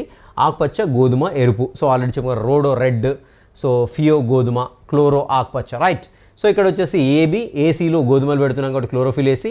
సో ఇది వచ్చేసి ఏడి చివరికి ఉంది. ఈ ఏబిసిడిలో చివరి అక్షరం ఏంటి? డి, రెడ్ రెడ్, డ్. సో ఏ అండ్ డి ఇక్కడ కనపడుతుంది కదా. అండ్ ఇక్కడ నిలువ ఆహార పదార్థాలు ఏ రూపంలో అనేది కూడా ఇంపార్టెంట్, నేను చెప్తున్నాను. సో దీంట్లో ఉండేటువంటి వర్ణద్రవ్యాలు, అదేవిధంగా ఇక్కడ ఉండేటువంటి నిలువ ఆహార పదార్థాలు వెరీ వెరీ ఇంపార్టెంట్. అండ్ కనకవచం వేటితో ఏర్పడుతుంది కూడా వెరీ ఇంపార్టెంట్, గుర్తుపెట్టుకోండి. ఓకేనా? రైట్, ఆకుపచ్చ శైవలాలు వీటిలో వచ్చేసి క్లోరోఫిల్ ఏ బి ఉంటుంది. గోధుమ శైవలో క్లోరోఫిల్ ఏసీ ఉంటుంది. అదేవిధంగా ఫ్యూకోజాంతిన్ ఉంటుంది, ఇంపార్టెంట్. ఎరుపు శైవలో క్లోరోఫిల్ ఏఎండి ఉంటుంది. అదేవిధంగా ఫైకో ఎరిత్రిన్, దీన్ని స్పెసిఫిక్గా గుర్తుపెట్టుకోవాల్సిన పని. ఎరిత్రిన్ పదం వస్తుంది కదా మనకి. ఎరిథ్రోసైట్స్, ఎర్ర రక్త కణాలు. ఎరుపు రంగు శైవలాలు. ఓకేనా? సో ఎరిత్రిన్ ఉంటుంది, ఫైకో ఎరిత్రిన్ ఉంటుంది.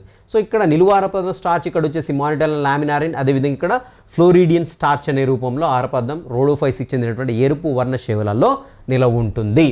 సో అదేవిధంగా కనకవచం చూడండి, ఇక్కడ సెల్యులోజ్ పెక్టిన్, ఇంతకుముందు చెప్పాను. సెల్యులోజ్ లోపల ఉంటుంది, పెక్టిన్ బయట ఉంటుంది. సెల్యులోజ్ లోపల ఉంటుంది, ఆల్జిన్ అనేది బయట ఉంటుంది కనకవచంలో. 2 పొరలు కదా, ఇలా 2 పొరలు ఉంటే లోపలి పొర వచ్చేసేమో సెల్యులోజ్ ఇక్కడ, ఓకేనా. బయటి పొర వచ్చేసేమో పెక్టిన్ క్లోరోఫైసిలో. సో అదే ఫియోఫైసిక్ చూసినట్లయితే లోపల సెల్యులోజ్ ఉంటుంది, బయట వచ్చేసి ఆల్జిన్ వంటి జిగురు పొర ఇక్కడ గోధుమ వర్ణ శైవలాల్లో, ఓకేనా. సో ఇక్కడ వచ్చేసి సెల్యులోజ్ లోపల, అదేవిధంగా బయట చూసినట్లయితే పెక్టిన్, పాలిసల్ఫేట్ ఎస్టర్స్. ఈ పాయింట్ మనకి అక్కడ కవర్ కాలేదు. సో మనకి పారాగ్రాఫ్లో ఏదైతే చదువుతున్నామో ఆ చదివినటువంటి పాయింట్స్లో ఎరుపు వర్ణ శైవలాల గురించి మాట్లాడుకున్నాం. ఈ పాయింట్ కవర్ కాలేదు, అబ్జర్వ్ చేయండి, బాగా అబ్జర్వ్ చేయండి.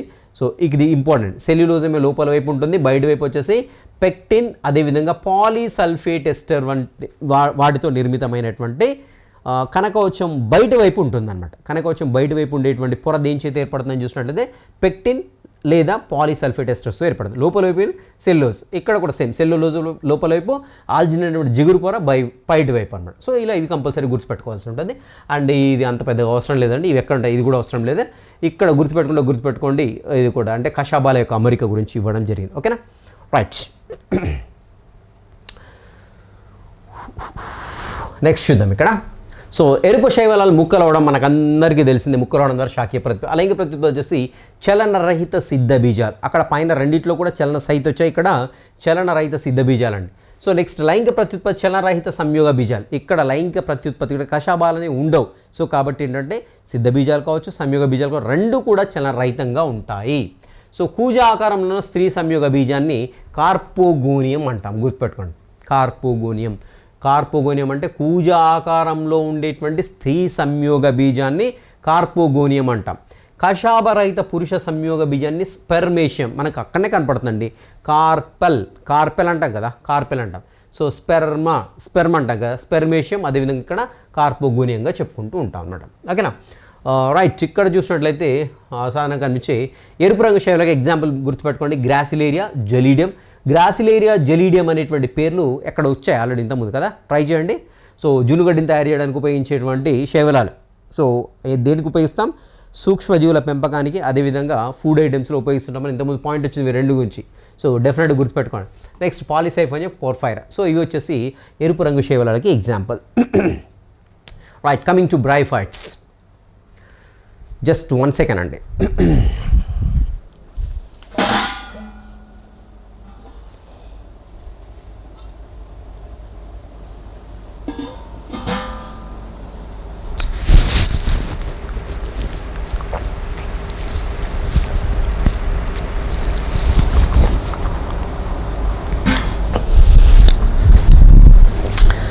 రైట్, కొంచెం వాటర్ తాగాను, నోరంతా డ్రై అయిపోతుంది. రైట్, బ్రైఫైట్స్ చూద్దాం. ఇంకా బ్రైఫైట్స్ గురించి కూడా చాలా పాయింట్స్ ఉన్నాయండి. సో ఎక్కడ ఇంపార్టెంట్ చెప్తాను. సో ఎక్కువగా పెరిగేటువంటి కొండలోని తేమ ఉన్న నీడ ప్రాంతాల్లో ఎక్కువగా పెరిగేటువంటి liver worts, next horn worts, next వచ్చేసి మాస్. సో బ్రైఫైట్లో మనకు 3 సమూహాలు కలిగినటువంటి మొక్కలు, 3 సమూహాలుగా మొక్కల్ని బ్రైఫైట్లో విభజించడం జరిగింది. ఒకటి వచ్చేసి లివర్ వర్డ్స్, రెండోది వచ్చి హార్న్ వర్డ్స్, ఇంకోటి వచ్చేసి మాస్. 3 కూడా గుర్తుపెట్టుకోండి, వాటి పేర్లు కంపల్సరీ గుర్తుపెట్టుకోవాలి, తప్పదు. సో ఇవన్నీ కూడా బ్రయోఫైట్లు ఆర్కిగోనియంను కలిగిన పిండోత్పత్తి జరిపే నాలికా కణజాల రహిత పుష్పించని మొక్కలు. అక్కడ పాయింట్ గమనించండి.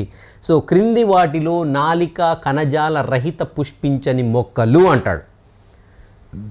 ఓకేనా. సో ఆర్కిగోనియంను కలిగిన అంటాడు. ఆర్కిగోనియం అంటే ఫర్దర్గా చూద్దాం మనము. నాలికా కణజాల రహిత అన్నాడు. నాలికా కణజాల రహిత. సో నాలికా కణజాలం అంటే ఏమొస్తాయండి? దారు మరియు పోషక కణజాలం, అంతేగా. నాలికలు అంటే పైపులు అండి, సన్న పైపులు. ఓకే. నాలికా కణజాలం అంటే సన్నని పైపులు ఏ కణజాలంతో ఏర్పడతాయో వాటిని నాలికా కణజాలంగా చెప్తాం. సో ఆ నాలికలు లేదంటే పైపులు ఉండవు అంటే ప్రసరణ కణజాలం ఉండదు, కాబట్టి ఇక్కడ నాలికా కణజాల రహిత. ఓకేనా. పుష్పించని, పుష్పాలు ఉండవు అంటే దాంట్లో దారు లేదు, పోషక కణజాలం లేదు, పూలు లేవు. అలాంటి మొక్కలన్నీ కూడా ఏ సమూహానికి చెందాయి? బ్రయోఫైట్స్ సమూహానికి చెందినాయి. గుర్తుపెట్టుకోండి. సో డైరెక్ట్గా ఈ పాయింట్ బేస్ చేసుకుని క్వశ్చన్ అడుగుతుంటాడు ఒకసారి. నాలికా కణజాల రహిత పుష్పించని మొక్కలు ఏ సమూహానికి చెందిన? బ్రయోఫైట్స్. Okay, right. సో ఇక్కడ చూసినట్టయితే లైంగిక ప్రత్యుత్పత్తి నీటిపై ఆధారపడుతుందండి లైంగిక ప్రత్యుత్పత్తి కావాలంటే. ఎందుకంటే ఏర్పడేటువంటి సంయోగ బీజాలు, సిద్ధ బీజాలను వ్యాప్తి చెందడానికి నీరు అనేది ఒక మీడియంగా ఉపయోగపడుతుంది కాబట్టి, సో కంపల్సరీ నీరు అనేది అవసరం కాబట్టి వీటిని ఏమంటే వృక్షరాజ్యపు ఉభయచరాలు అంటాం. Important points. ఓకేనా. వృక్షరాజ్యపు ఉభయచరాలుగా చెప్పుకుంటూ ఉంటాం. సో ఆదిమనేల మొక్కలు అని కూడా అంటాం. వీటిని బ్రయోఫైట్స్ని ఏమంటాం మనం? ఆదిమనేల మొక్కలు అంటాము. సో లేదంటే వృక్షరాజ్య ఉభయచరాలు అంటాము. సో లేదంటే నాలికా కణజాల రహిత పుష్పించని మొక్కలుగా చెప్పుకుంటాము. వీటిలో ఉండే గ్రూప్స్ ఏంటి? 3. ఏంటవి అని చూసినట్టు లివర్ వర్డ్స్, హార్న్ వర్డ్స్, అదేవిధంగా మాస్లు. 3. ఓకేనా. రైట్, ఇక్కడ చూద్దాం. ఇక్కడ ఈ యొక్క బ్రయోఫైట్స్ ముందు ఉండేటువంటి శైవలాలతో కంపేర్ చేసినప్పుడు శైవలాలు చాలా సింపుల్గా ఉన్నాయండి కదా. చాలా అంటే చాలా సింపుల్గా ఉంటాయి, పెద్ద విభేదన చెంది ఉండవు అక్కడ. సో బట్ ఇక్కడ బ్రయోఫైట్స్కి వచ్చేసరికి కొంత విభేదనాన్ని ప్రదర్శిస్తాయి. ఈవెన్ మనకి జంతురాజ్య వర్గీకరణలో చూసినప్పుడు కూడా క్రింది స్థాయి వర్గపు జీవులతో కంపేర్ చేసినప్పుడు ఏదైతే ఉన్నత స్థాయిలో ఉండేటువంటి జంతువులు ఉంటాయో సంక్లిష్టతను ఎక్కువగా ప్రదర్శిస్తుంటాయి, ఎక్కువ విభేదనాన్ని ప్రదర్శిస్తుంటాయి, అవయవ వ్యవస్థలుగా మార్పు చెంది ఉంటాయి. సో ఇక్కడ లోయర్ గ్రేడ్లో చూసినట్టయితే అలాంటి అవయవ వ్యవస్థలు ఏమి ఉండవు. అమీబా, హైడ్రో కానివ్వండి, అదేవిధంగా సీలెంటర్స్లో ఉండే జెల్లీ ఫిష్ కానివ్వండి, ఇవన్నీ. సో ఇక్కడ లోయర్ గ్రేడ్ చూసినట్టయితే అవయవ వ్యవస్థలు పర్టికులర్గా ఫామ్ అయి ఉండవు. ఓకేనా. సో ఇక్కడ కూడా మనం ప్రీవియస్ దాంతో శైవలాలతో కంపేర్ చేసినప్పుడు బ్రయోఫైట్లో వచ్చేసి ఏంటంటే శైవలాల కంటే ఎక్కువ విభేదనాన్ని కలిగి ఉంటాయి. విభేదనం అంటే ఏంటంటే సో పార్ట్స్, డిఫరెంట్ పార్ట్స్ని కలిగి ఉండడము. ఓకేనా. రైట్. సో ఇది థాలస్ రూపంలో ఉంటుంది. ఇక్కడ కూడా థాలస్గా ఉంటుందండి. థాలస్ అంటే ఏంటంటే సో మనకి నిజమైన వేర్లు కానివ్వండి, నిజమైన కాండం కానివ్వండి, నిజమైన పత్రాలు కానివ్వండి కలిగి ఉండని దాన్ని థాలస్గా చెప్పుకుంటూ ఉంటాం. ఓకే. సో నిటారుగా కానివ్వండి లేదా ఆధారాన్ని అంటిపెట్టుకొని ఉంటుందండి. నిటారుగా అంటే థాలస్ చక్కగా పెరుగుతుంది కొన్నిట్లో. ఓకేనా. సో ఫర్ ఎగ్జాంపుల్ ఫ్యూనేరియా తీసుకున్నాం అనుకో, స్ట్రైట్. ఓకేనా. కొన్ని ముక్కలు తీసుకున్నాం అనుకోండి, అడ్డంగా ఇలా పడుకొని ఉంటాయి, డైరెక్ట్గా ఆధారాన్ని అంటిపెట్టుకొని ఇలా అడ్డంగా పాకేస్తూ ఉంటాయి అన్నమాట. ఓకేనా. అండ్ ఇక్కడ చూసినట్లయితే అంటిపెట్టుకుని ఏకకణయుతంగా ఉండొచ్చు, లేదంటే బహుకణయుత మూలతంతువులు లేదంటే రైజాయిడ్లను కలిగి ఉంటాయి. సే ఉదాహరణకి ఇక్కడ ఫ్యూనేరియా మొక్క తీసుకున్నాం. సో ఇక్కడ పైన గుళిక ఉంది, కింద వచ్చేసి సంయుక్త బీజం ఉంది. ఇక్కడ చూసినట్లయితే ఇది ఒకటి. సో కొన్నేమో ఇలా థాలస్ అంటే ఇలా ఉండేసి మొత్తం కూడా ఇంక బేస్ అంటిపెట్టుకుని ఇలాగే పెరుగుతూ ఉంటాయి అన్నమాట. సో వీటిలో మనకి ఏకకణయుత లేదంటే బహుకణయుత మూలతంతువులనే ఉంటాయి. మూలతంతువులు ఉండేసి వేర్ల మాదిరిగా పనిచేస్తాయి కానీ వేర్లు కావు. గుర్తుపెట్టుకోండి. Right, coming to a point. Right, ఇక్కడ ఏకకణయుత లేదా బహుకణయుత మూలతంతువులు లేదంటే రైజాయిడ్స్, ఇంపార్టెంట్ పేరు గుర్తుపెట్టుకోండి. రైజాయిడ్స్. రైజా అంటే వేరుకి సంబంధించినదే కదా. సో రైజాయిడ్లు అంటే వేరు మాదిరిగా ఉండేటువంటి సన్నని కేశాల వంటి నిర్మాణాలు కానీ వేరు కాదు. వాటిని ఏమంటున్నాం మనం? రైజాయిడ్స్ అంటే మూల తంతువులు అంటున్నాం, వేర్లు అనట్లేదు మనం. ఓకేనా. సో వీటికి నిజమైన వేర్లు, కాండాలు, పత్రాలు ఉండవు. ఇంపార్టెంట్. బ్రయోఫైట్స్లో నిజమైన వేర్లు, కాండాలు, పత్రాలను ఉండవు. మాస్ మొక్కలకు వేరు లాంటి మూలతంతువులు. సో మనం ఇప్పుడు అనుకున్నాం వేరు లాంటి మూలతంతువులు, పత్రం లాంటి ఫిలాయిడ్స్. ఇంపార్టెంట్. వీటిని పత్రాభాలు అంటాం. పత్రాల మాదిరిగా కనపడతాయి కానీ పత్రాలు కాదు. పత్రాల మాదిరిగా ఎందుకు అంటున్నామంటే కిరణ్ సమీర జరుపుకుంటాయి కాబట్టి. ఓకేనా. సో వాటిని ఏమంటున్నాం మనం? ఫిలాయిడ్స్ లేదంటే పత్రాభాలు అంటాం. కాండం లాంటి కాలాయిడ్స్ లేదంటే కాండాభాలు. ఇంపార్టెంట్. పత్రాభాలు కాండాభాలు. పత్రానికి పత్రాభం తేడా ఏంటంటే పత్రం అంటే ప్యూర్, ఇంకా పత్రం మొత్తం పత్రంలో ఎలాంటి నిర్మాణాలు ఉండాలి అన్ని నిర్మాణాలు ఉంటాయండి. ఓకేనా. పత్రాభాలు అంటే పత్రాన్ని పోలినటువంటి నిర్మాణమే కానీ పత్రం కాదు. అంటే నిర్మాణంగా కావచ్చు, లేదంటే క్రియాపరంగా కావచ్చు, విభిన్నతను ప్రదర్శించేటువంటి ఒక నిర్మాణంగా చెప్పుకోవచ్చును. ఓకేనా. రైట్, వాటిని ఏమంటాం పత్రాభాలు. కాండం లాంటి కాలాయిడ్స్ లేదంటే వీటిని ఏమంటున్నాం కాండాభాలు అంటున్నాం. సో ఈ మొక్కల శరీరం మృదు కణజాలాన్ని కలిగి ఉంటుంది. ప్రధాన దేహం ఏకస్థితికం, ఇంపార్టెంట్ గుర్తుపెట్టుకోండి. బ్రయోఫైటా మొక్కల యొక్క ప్రధాన దేహం ఏంటి? ఏకస్థితికంగా ఉంటుంది. అంటే బ్రయోఫైట్కి చెందినటువంటి మొక్క ఏ స్థితిలో ఉంటుందండి? ఏకస్థితికంలో ఉంటుంది. మరి ఇప్పుడు ఇది ఉత్పత్తి చేస్తే ఏమి ఉత్పత్తి చేయాలి? ఏ విభజన ద్వారా అంటే ఉత్పత్తి చేసేటువంటి సంయోగ బీజాలు ఉత్పత్తి చేసింది అనుకోండి. సో ఏ విభజన అంటే ఇక్కడ సమవిభజన ద్వారానే సంయోగ బీజాలు అనేవి ఉత్పత్తి అవుతాయి. ఇది పురుష, ఇది స్త్రీ అనుకోండి ఫర్ ఎగ్జాంపుల్. ఓకేనా. సో ఏమైంది ఇక్కడ సమవిభజన ద్వారానే ఉత్పత్తి కావాలి. క్షేకరం జరిగింది ఏమవుతుంది? 0.5n 0.5n లేదా ½ n అవుతూ ఉంటుంది. మళ్ళీ అవి రెండు కలిసి ఏమవుతుంది? మళ్ళీ కొత్త మొక్క వస్తుంది, మళ్ళీ అది సంయోగ బీజం అవుతుంది. కానీ ఇక్కడ ఏమవుతుందంటే ఇవి రెండు కలిసి ఏమవుతుందంటే సంయుక్త బీజం అనేది ఏర్పడుతుంది. సంయుక్త బీజం అనేది సిద్ధ బీజదంగా పెరుగుతూ ఉంటుంది. స్పోరోఫైట్ అంటాం దాన్ని. ఓకేనా. ఫర్దర్ చూద్దాం, నేను క్లారిటీ ఇస్తాను దీనిపైన. ఓకేనా. రైట్, ఇక్కడ బ్రయోఫైట్ల మొక్కల యొక్క ప్రధాన దేహం ఏకస్థితికం, ఇంపార్టెంట్ గుర్తుపెట్టుకోండి. ఓకేనా. సంయోగ బీజాలను ఉత్పత్తి చేస్తుంది. సో ఏకస్థితికంగా ఉండి ఏమి ఉత్పత్తి చేస్తుంది? సంయోగ బీజాలను ఉత్పత్తి చేస్తుంది. కాబట్టి ఏమంటాం దీన్ని? సంయోగ బీజదం లేదంటే దీన్ని గ్యామిటోఫైట్గా చెప్పుకుంటాము. ఓకేనా. రైట్, క్లియర్ అవుతుంది, మీకు పెద్ద ఇబ్బంది ఏమి ఉండదు దీంట్లో. సో ఒక బ్రయోఫైట్ మొక్క తీసుకున్నాం అనుకోండి, ఇది ఏ స్థితిలో ఉంటుందండి అంటే ఏకస్థితికంగా ఉంటుంది. ఏకస్థితికంగా ఉండి ఏమి ఉత్పత్తి చేస్తుంది? సంయోగ బీజాలను ఉత్పత్తి చేస్తుంది కాబట్టి సంయోగ బీజం అంటాం దీన్ని. ఓకేనా. గ్యామెట్స్ను ఉత్పత్తి చేస్తుంది కాబట్టి గ్యామిటోఫైట్ అంటున్నాం. సో ఇన్ కేస్ స్పోర్స్ లేదంటే సిద్ధ బీజాలను ఉత్పత్తి చేస్తుంది అనుకోండి, ఆ మొక్కను ఏమంటాం? సిద్ధ బీజదం అంటాం. సిద్ధ బీజం వేరు, సిద్ధ బీజం వేరు, గుర్తుపెట్టుకోండి. సంయోగ బీజం వేరు, సంయోగ బీజదం వేరు. గమనించాడు. సంయోగ బీజదం అంటే మొక్క, సంయోగ బీజం అంటే గ్యామెట్. అది సంయోగ బీజాలను ఉత్పత్తి చేసేటువంటి మొక్కని సంయోగ బీజదం అంటాం. సిద్ధ బీజాలను ఉత్పత్తి చేసేటువంటి మొక్కని సిద్ధ బీజదం అంటాం. సో మీరు అక్కడ చదివేటప్పుడు కొంచెం కన్ఫ్యూజ్ అయిపోతారు. ఏంది సిద్ధ బీజం ఏంటి? సిద్ధ బీజం రిపీటెడ్గా వస్తుందండి. సిద్ధ బీజదం వేరు, సిద్ధ బీజం వేరు. సిద్ధ బీజదం అంటే సిద్ధ బీజాలని ఉత్పత్తి చేసేటువంటి మొక్క, స్పోర్స్ని ఉత్పత్తి చేసేటువంటి మొక్క స్పోరోఫైట్.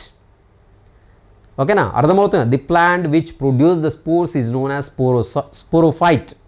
సో గ్యామెట్స్ని ప్రొడ్యూస్ చేసిన it will be treated as gametophyte అంటాం. రైట్, ఇక్కడ చూద్దాం. సో బ్రయోఫైట్లో మొక్కలు వచ్చేసి ఏంటంటే మనం జనరల్గా ఇది సంయోగ బీజమా సిద్ధ బీజమా రెండు ఏర్పడతాయి కదా సార్ అంటే డామినేటింగ్ ఫేజ్ ఉంటుంది. అంటే ఒక మొక్క యొక్క జీవిత చక్రాన్ని తీసుకున్నప్పుడు ఒక 90% మన సంయోగ బీజమే కనపడుతుంది అనుకోండి. ఆ మొక్క ఏంటి? సంయోగ బీజమా సిద్ధ బీజం అంటే సంయోగ బీజమే. ఎందుకంటే డామినేటింగ్ ఫేజ్ ఏది ఉంటే అది ఆ మొక్కని దానిలాగానే ట్రీట్ చేస్తాం అనమాట. ఇక్కడ బ్రయోఫైట్లో చూసినట్టయితే గ్యామిటోఫైట్ లేదంటే సంయోగ బీజం అనేది ఏదైతే ఉందో ఇది డామినేట్ ఫేజ్ అనమాట. దీంట్లో వీటిలో లైంగిక అవయవాలు బహుకణితంగా కంచుకాన్ని వృంతకాన్ని వదిలిపెట్టేస్తాయి. పురుష బీజాన్ని ఆంథెరిడియం అంటారు. సో ద్వికశాభిత చలన బీజాలను ఉత్పత్తి చేస్తుంది, గుర్తుపెట్టుకోండి. పురుష బీజాన్ని ఆంథెరిడియం మనకు తెలిసిందే. సో ఆర్కిగోనియం అనేది స్త్రీ బీజాశయం కూజ ఆకారంలో ఉంటుంది. ఒకే అండకణాన్ని ఉత్పత్తి చేస్తుంది, మనకు తెలిసిందేది. నీటిలో విడుదలై స్త్రీ బీజాశయాన్ని చేరుతాయి. ఇక్కడ చూసినట్టు పురుష బీజం ఒక స్త్రీ బీజాన్ని సంయోగించిన సంయోగ బీజాన్ని జైగోట్ని ఏర్పరుస్తూ ఉంటుంది. ఈ రకమైనటువంటి సంయోగాన్ని జుయిడోగమి అంటాం. ఓకేనా, జుయిడోగామస్ ఊగమి అంటున్నాం. సో ఇక్కడ చూడండి. రైట్, ఇది ఏకస్థితికంలో ఉంది. ఇక్కడ పాయింట్ చూద్దాం. ఇక్కడ మనకి కొంచెం పైకి వెళ్ళిపోదాము. Will get some space to right over here. ఇది ఫర్ ఎగ్జాంపుల్ ఇది బ్రయోఫైట్ మొక్క ఏ స్థితికంలో ఉందండి? ఏకస్థితికంలో ఉంది.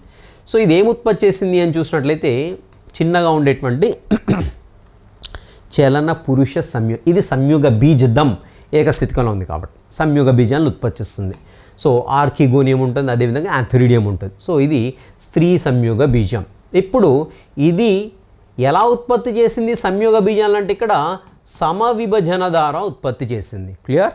రైట్, ఇవి రెండు కూడా ఫలదీకరణం చెందిన తర్వాత మనకి ఏం ఏర్పడిందంటే ఇక్కడ 2n ద్వయస్థితికంలో ఉండేటువంటి సంయుక్త బీజం అనేది ఏర్పడింది.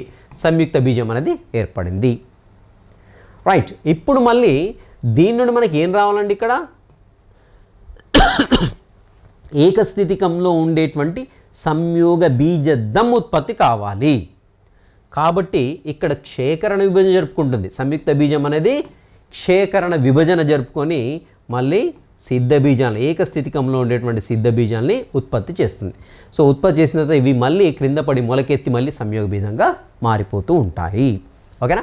గుర్తుపెట్టుకోవాల్సిందేంటి, మనకి ఇక్కడ కొత్త వర్డ్ కనపడుతుంది, జూయిడోగమి అనేటువంటి వర్డ్ కనపడుతూ ఉంటుంది. సో ఇక్కడ పురుష బీజకణం చిన్నదిగా ఉండి చలించుంటూ వెళ్ళి అండాన్ని ఫలదీకరణం చేస్తే దాన్ని జూయిడోగమి అంటాము. గుర్తుపెట్టుకోండి. సో నాకు కూడా బాటనీ కొత్తనే మొత్తం. సో ఈ పదాలు కూడా నేను కొత్తగానే వింటున్నాను. సో మనం ఇంటర్మీడియట్ జువాలజీ చదువుకున్నాం కాబట్టి ఎప్పుడో చదువుంటాము నాకు తెలిసి కొన్ని ఇయర్స్ బ్యాక్. రైట్, ఎనీహో జూయిడోగమి ఒకటి గుర్తుపెట్టుకోండి. సంయుక్త బీజాలు వెంటనే క్షేకరణ విభజన చెందవు. సంయుక్త బీజాలు నేను చెప్పాను ఇక్కడ క్షేకరణ విభజన జరుగుతాయని చెప్పినాను. వెంటనే క్షేకరణ విభజన జరగవు. ఎందుకు జరగవు అంటే ఇక్కడ ఆ యొక్క మనకి ఏదైతే సంయోగ బీజం అని ఇక్కడ చూడండి. సే ఫర్ ఎగ్జాంపుల్ ఇక్కడ చూడండి. సో ఇది క్రింద చూద్దాం. ఓకేనా? సో ఇవి అంటే వేరువేరుగా ఉన్నప్పుడు ఈ సంయోగ బీజ మొక్కలు ఏవైతే ఉన్నాయో స్త్రీ పురుష మొక్కలు వేరుగా ఉన్నప్పుడు ఇలా ఉంటుంది. ఓకేనా కథ. ఇక్కడ ఈ యొక్క ఏర్పడినటువంటి సంయోగ బీజం ఏదైతే ఉందో సంయుక్త బీజం జైగోట్. సో వెంటనే క్షేకరణ జరుపుకోకుండా ఇదేంటంటే మొలకెత్తుతుంది. మొలకెత్తి ఆ జైగోట్ అనేది ఆ యొక్క సంయోగ బీజం పైన ఉన్నప్పుడు, ఈ మొక్క పైనే ఉన్నప్పుడు, నేను చిన్న డయాగ్రమ్ రిప్రజెంట్ చేస్తాను, చూద్దాం ఒక్కసారి. రైట్, ఇది ఒక మొక్క అనుకుందామండి. ఓకేనా? ఏంటిది? బ్రయోఫైట్. ఏ రూపంలో ఉంటుంది? సంయోగ బీజదం రూపంలో ఉంటుంది. ఏ ఫామ్ ఏంటి, ఎలా ఉంటుంది? ఏకస్థితికంగా ఉంటుంది. ఓకేనా? సో దీంట్లో ఏమైంది? ఇప్పుడు పురుష బీజం ఉత్పత్తి అయింది. ఓకేనా? స్త్రీ సంయోగ బీజం ఉత్పత్తి అయింది. ఇవి రెండు కలిసాయి. కలిసిన తర్వాత ఏం ఏర్పడింది? మనకి 2n ఉండేటువంటి జైగోట్ ఏర్పడింది. ఇక్కడ వరకు క్లియర్ కదా? సో మరి వెంటనే ఇది క్షేకరణ విభజన జరిపి సంయోగ బీజాలను ఉత్పత్తి చేస్తుందా? సిద్ధ బీజాలు, ఏకస్థితికంలో ఉండేటువంటి సిద్ధ బీజాలను ఉత్పత్తి చేస్తుందంటే చేయదు. మరి ఏం చేస్తుంది అంటే ఇది అంటుకుంటుంది. ఇప్పుడు మళ్ళీ మళ్ళీ కొత్త మొక్కగా సిద్ధ బీజదంగా పెరుగుతుంది. ఇప్పుడు సిద్ధ బీజదం అంటున్నాం. అని ఇదేమో సంయోగ బీజం అండి. ఇది మొక్కనే ఇలా గీసాను అనుకోండి, సంయోగ బీజదం. ఓకేనా? రైట్. సో దీనిపైన మొత్తం ఏర్పడే సంయుక్త బీజం ఏర్పడింది. సో సంయుక్త బీజం మొలకెత్తి జైగోట్ మొలకెత్తేసి ఇక్కడ కొత్త మొక్క పెరుగుతుంది. దీన్ని ఏమంటామంటే సిద్ధ బీజదం. అంటే ఇక్కడ బ్రయోఫైట్ మొక్క ఎలా ఉందండి? ఏకస్థితికంగా ఉంది, ద్వైస్థితికంగా ఉంది. సో కాబట్టి ఈ మొక్కను ఏమంటామంటే ఏకద్వైస్థితిక మొక్క అంటాం.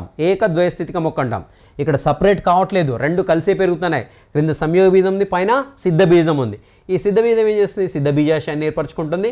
దీంట్లో ఉండేటువంటి సిద్ధ బీజాశయంలో ఇక్కడ ఉండేటువంటి కొన్ని సిద్ధ బీజ మాతృ కణాలు, ఇవన్నీ కూడా 2n అండి. ఇవన్నీ కూడా ఇక్కడ మొత్తం 2n, ఇవన్నీ కూడా 2n. దీంట్లో ఉండేటువంటి కొన్ని సిద్ధ బీజాశయ మాతృ కణాలు ఏవైతే ఉన్నాయో ఆ మాతృ కణాలు క్షేకరణ జరిగి సిద్ధ బీజాలను ఉత్పత్తి చేస్తాయి. ఇవి ఇలా రిలీజ్ అయిపోయి మళ్ళీ క్రింద పడేసి మళ్ళీ ఏకస్థితికంగా ఉండేటువంటి సంయోగ బీజం అనేది ఉత్పత్తి అవుతుంది. ఇది క్లియర్, రైట్? సంయోగ బీజం ఏకస్థితికంగా ఉంటుంది. సో పురుష స్త్రీ సంయోగ బీజాలను ఉత్పత్తి చేస్తే రెండు కలుస్తాయి. ద్వయస్థితికంలో ఉండేటువంటి ఒక సంయుక్త బీజం అనేది ఏర్పడుతుంది.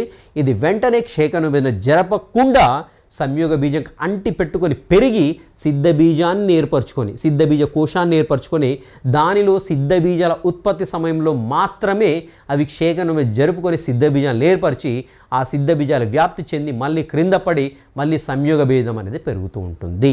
సో కాబట్టి బ్రయోఫైట్ మొక్కలు ఎలా ఉంటాయంటే ఏకస్థితికంలో ద్వైస్థితికంలో ఉంటాయంటే రెండు అంటిపెట్టుకున్నాయి కాబట్టి ఏకద్వైస్థితిక మొక్కగా చెప్పుకుంటూ ఉంటాం. క్లియర్? రైట్, చూద్దాం ఇక్కడ.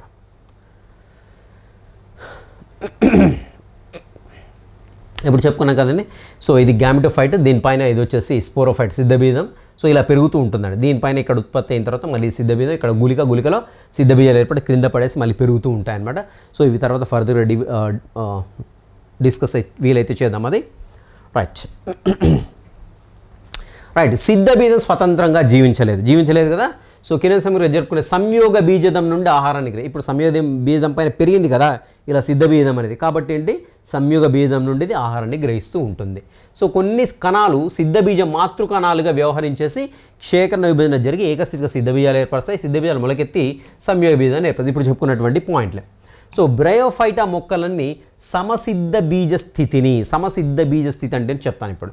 సో హోమోస్పోరస్ని కలిగి ఉంటాయి. హోమోస్పోరస్ అంటే ఏంటి? హోమో అంటే సేమ్ అండి, గుర్తుపెట్టుకోండి. హోమో అంటే సేమ్, స్పోర్లు ఏవైతే ఫామ్ అయ్యాయో, సిద్ధ బీజాలు ఏవైతే ఫామ్ అయ్యాయో అవన్నీ కూడా ఏంటి మనకి ఒకే రకంగా ఉంటాయి కాబట్టి వీటిని ఏమంటామంటే హోమోస్పోరస్ లేదంటే సమసిద్ధ బీజస్థితి. విషమ బీజస్థితి అంటే విషమ సిద్ధ బీజస్థితి అంటే ఏర్పడిన సిద్ధ బీజాలు రకరకాల ఆకారాల్లో రకరకాల సైజుల్లో ఉంటే వాటిని విషమ సిద్ధ బీజస్థితిగా చెప్తాం. బట్ ఇక్కడ ఈ కేసులో ఏంటంటే మనకి దీన్ని సమసిద్ధ బీజస్థితిగా చెప్పుకుంటూ ఉంటాం. సో రైట్, సమసిద్ధ బీజస్థితిని కలిగి ఉంటాయి కాబట్టి బ్రయోఫైట్లు భిన్న రూప ఏకాంతర జీవిత దశలను ప్రదర్శిస్తాయి. ఇటువంటి జీవిత చక్రాన్ని ఏకద్వయస్థితిక జీవిత చక్రం అంట. ఇప్పుడు చెప్పుకున్నాం కదా, ఏకస్థితికం ద్వయస్థితికం రెండు కలిసి ఉన్నాయి కాబట్టి దీన్ని ఏమంటున్నాం మనం ఏకద్వయస్థితిక జీవిత చక్రంగా చెప్తూ ఉన్నాం. రైట్. సో నెక్స్ట్ చూద్దాం. రైట్, ఇక్కడ చూద్దాం. నెక్స్ట్ ఏంటంటే సో ఇక్కడ చూసినట్టయితే కొన్ని మాస్లు శాకాహార క్షీరాల పక్షులకు ఇతర జంతువులకు ఆహారంగా ఉపయోగపడతాయి. సో తక్కువ ఆర్థిక ప్రాముఖ్యత ఉందండి ఇక్కడ. సో బ్రయోఫైట్లకు చూసినట్లయితే అండ్ ఇక్కడ చూడండి మనకి స్పాగ్నమ్ గుర్తుపెట్టుకోవాలి, ఇంపార్టెంట్. ఇక్కడ bits point of view important. అది స్పాగ్నమ్ అనేటువంటి మాజా ఇంధనంగా వాడబడుతున్నటువంటి పీట్ని ఉపయోగిస్తారు. స్పాగ్నమ్ అనే మాస్ జాతులు ఎంతో కాలం నుంచి దీన్ని ఫ్యూయల్గా యూజ్ చేస్తున్నారండి. సో దీన్ని ఏమంటామంటే దీని నుంచి అంటే ఫ్యూయల్ తీసుకుంటాం. ఫ్యూయల్ అంటే మనకు డీజిల్ పెట్రోల్ కాదండి. సో ఇక్కడ పీట్ అంటే ఏంటంటే ఇదంతా కూడా ఈ స్పాగ్నమ్ అనేటువంటి మొక్క బ్లాక్గా బ్రౌనిష్ కలర్లో ఎండిపోయి మన పిడకల మాదిరిగా అవుతుందండి. సో దాన్ని మనము ఫ్యూయల్గా యూజ్ చేస్తుంటాం అనమాట. సో ఇట్లా పిడకల మాదిరిగా పెద్ద ముద్దగా ఉంటుంది. సో దాన్ని ఏమంటామంటే మనం పీట్ అంటాం, గుర్తుపెట్టుకోండి. పీట్ అనేటువంటి ఇంధనం దేని నుండి వస్తుందంటే స్పాగ్నమ్ అనేటువంటి బ్రయోఫైట్ మొక్క నుండి వస్తుంది. ఇంపార్టెంట్. ఓకేనా, నీటి నిలువ. రైట్. నెక్స్ట్ చూసినట్టయితే మాస్ మొక్క లైకెన్లతో కలిసి బండరాళ్లపై సమావేశానికి తోడ్పడే మొట్టమొదటి జీవులు. సో పర్యావరణ ప్రాముఖ్యం ఉంటుంది. రాతి మొక్కలను విచ్ఛిన్నం చేస్తాయండి లైకెన్స్. ఓకేనా, మొక్కల పెరుగుదల అవసరమైన పరిస్థితులను ఏర్పరుస్తుంటాయి. సో మందమైన చాప మాదిరిగా ఉండి మృతిక క్రమక్షయాన్ని తగ్గిస్తూ ఉంటాయి. అండ్ ఇక్కడ చూసినట్లయితే మనకి బ్రయోఫైటా మొక్కలు హిపాటికోప్సిడా. సో లివర్ వాటికి ఎగ్జాంపుల్ ఇక్కడ మనకు ఆల్రెడీ బ్రయోఫైట్స్ చెప్పుకున్నాం కదా. సో బ్రయోఫైట్లో ఏంటి లివర్ వర్డ్స్ ఉంటాయి, హార్న్ వర్డ్స్ ఉంటాయి, అదేవిధంగా మాస్లు ఉంటాయి. సో లివర్ వర్డ్స్కి ఎగ్జాంపుల్ ఏంటి అని చూసినట్టు ఇక్కడ హిపాటికోప్సిడా. నెక్స్ట్ ఆంతోసెరటోప్సిడా వచ్చేసి హార్న్ వర్డ్స్కి ఎగ్జాంపుల్, అండ్ బ్రయాప్సిడా వచ్చేసి మాస్లు అండి. సో 3 తరగతులు విభజించబడ్డాయి, ఆల్రెడీ చెప్పుకుంటున్నాం మనమే. సో రైట్, ఒక్కొక్కటి తరగతిగా చూద్దాము. సో బోర్గా ఫీల్ కాకండి, బట్ ఇంపార్టెంట్ టాపిక్ అండి ఇది. సో వీడియోస్లో ఇప్పుడే లైక్ చేయండి ఒకసారి అయితే. రైట్, లివర్ వర్డ్స్ చూద్దామండి. లివర్ వర్డ్స్ వచ్చేసి ఏంటంటే మనకి ఎక్కడ పెరుగుతాయని ఇచ్చడం అవసరం లేదు. లివర్ వర్డ్స్ యొక్క మొక్క యొక్క దేహం థాలస్ లాగా ఉంటుంది. సో ఎగ్జాంపుల్స్ వచ్చేసి ఇక్కడ మార్కాన్షియా ఇచ్చాడు. మార్కాన్షియా అనేటువంటి మొక్క. సో దీని యొక్క థాలస్ ఉంటుంది, కనబడుతుంది. సో లివర్ వర్డ్కి చెందినటువంటి ఒక మొక్క పేరు ఇచ్చాడు. అండ్ పృష్ఠోదర విభేదనాన్ని చూస్తుంది. పృష్ఠోదర విభేదనం అంటే ఏంటి? ఇక్కడ మొక్క ఇలా పెరగదండి, ఎలా ఉంటుందండి? ఇలా ఉంటుంది. ఇలా ఉంటే పై భాగాన్ని ఏమంటాం? పృష్ఠ భాగం ఉంటుంది. క్రింది భాగాన్ని ఏమంటామండి? ఉదర భాగంగా చెప్పుకుంటాం. సో డోర్సల్ అండ్ వెంట్రల్ పార్ట్గా మనకి ఏంటంటే డిఫరెన్షియేట్ అయి ఉంటుంది అనమాట. రైట్, చిన్న పత్రాల లాంటి ఉపాంగాలని కాండం లాంటి నిర్మాణాలపై 2 వరుసలో కలిగి ఉంటుంది. వదిలిపెట్టేద్దాం అది. సో లివర్ వర్డ్స్లో శాఖీయ ప్రత్యుత్పత్తి మనకు తెలిసిందే, ముక్కలు అవ్వడం లేదా జమ్మాలు. గుర్తుపెట్టుకోండి, లివర్ వర్డ్స్లో జమ్మాలండి. శాఖీయ ప్రత్యుత్పత్తి జమ్మాల ద్వారా జరుగుతూ ఉంది. సో ఇది ఒకటి పాయింట్ ఎక్స్ట్రా వచ్చింది, ఒకటి గుర్తుపెట్టుకోండి. జమ్మాలు అనేవి ఏంటి అని చూసినట్టయితే ఆకుపచ్చని బహుకనయిత అలైంగిక మొగ్గల్ని ఏమంటాము? జమ్మాలు. ఎక్కడ? లివర్ వర్డ్స్లో. ఓకేనా, రైట్.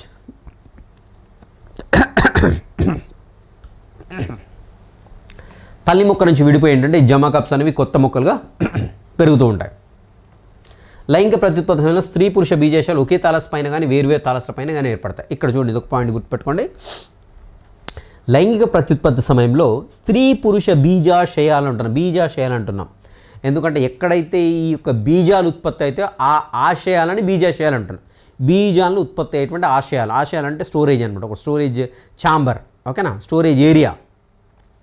సో ఇక్కడ స్త్రీ పురుష బీజాశయాలు ఒకే థాలస్ పైన ఏర్పడతాయి. ఇదొక థాలస్ అనుకుంటే రెండింటిపైన ఒకే దానిపై 2 ఏర్పడతాయి, లేదంటే వేరువేరుగా అయినా ఏర్పడడానికి అయితే ఛాన్స్ ఉంది.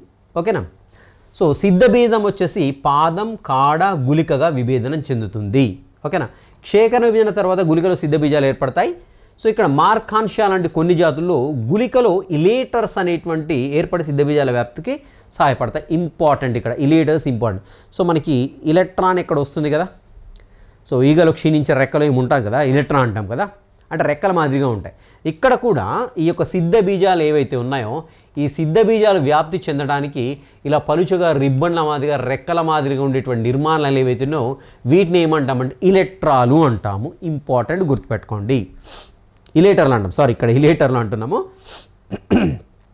ఎక్కడ ఇలేటర్లు అని చూసినట్టయితే మార్కాన్షియా మొక్క పేరు కంపల్సరీ ఉంటుంది. మార్కాన్షియా నుండి మొక్కల్లో సో గుళికల్లో ఇలేటర్లు ఏర్పడి సిద్ధ బీజాలు అవుతాయి. ఇలేటర్ల యొక్క పని గుర్తుపెట్టుకోండి, ఏ మొక్కలు ఏర్పడతాయో గుర్తుపెట్టుకోండి.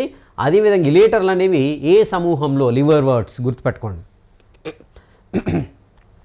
సిద్ధ బీజాలు మొలకెత్తి స్వతంత్ర జీవనాన్ని గడిపేటువంటి సంయోగ బీజాన్ని ఏర్పరుస్తూ ఉంటాను.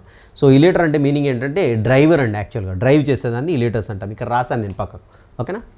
నెక్స్ట్ హార్న్ వర్డ్స్ అండి. హార్న్ వర్డ్స్ వచ్చేసి మీకు బాటనీ బుక్లో ఉంటుంది, ఇదంతా కూడా బాటనీ బుక్లో ఉంటుంది. ఒకసారి మీరు బాటనీ అకాడమీ చూసినట్టే సరిపోతుంది. సో హార్న్ వర్డ్స్ చూద్దామండి. ఆంతోసిరాసరస్. సో ఇక్కడ మొక్క పేరు కంపల్సరీ గుర్తుపెట్టుకోవాలి. ఆంతోసిరాస్ లాంటి హార్న్ వర్డ్ దేహం అనేది థాలకాయిడ్ దేహం ఏంటిది థాలాయిడ్ లాగా ఉండి రైజాయిడ్లను కలిగి ఉంటుంది. థాలైడ్ అంటే మామూలు జస్ట్ ఏంటి థాలస్ లాగానే. సో రైజాయిడ్లు అంటే ఆల్రెడీ చెప్పుకున్నాం మనకి ఏంటి మూలతంతువులాగా ఉంటుంటాయి. సో వాటిని రైజాయిడ్లు అంటామండి. అదేవిధంగా సిద్ధ బీజాలు పొడవైన కొమ్ముల్లాగా ఉంటాయి. ఇది ఒకటి గుర్తుపెట్టుకోండి. హార్న్ అంటేనే కొమ్ము కదా, అందుకనే వచ్చింది ఇక్కడ పేరండి. సిద్ధ బీజాలు పొడవైన కొమ్ములలాగా ఉంటాయి, గుర్తుపెట్టుకోండి, ఇంపార్టెంట్ ఇది. అందుకనే వీటిని హార్న్ వర్డ్స్ అంటున్నాం. సిద్ధ బీజం పాదాన్ని, మధ్యస్థ విభాజ్యక నావల్ని, గుళికను కలిగి ఉంటుంది. సో అదైతే ఇంతకుముందు ఏంటి మనకి పాదము, కాడ, అదేవిధంగా గుళిక ఉన్నాయి పైన.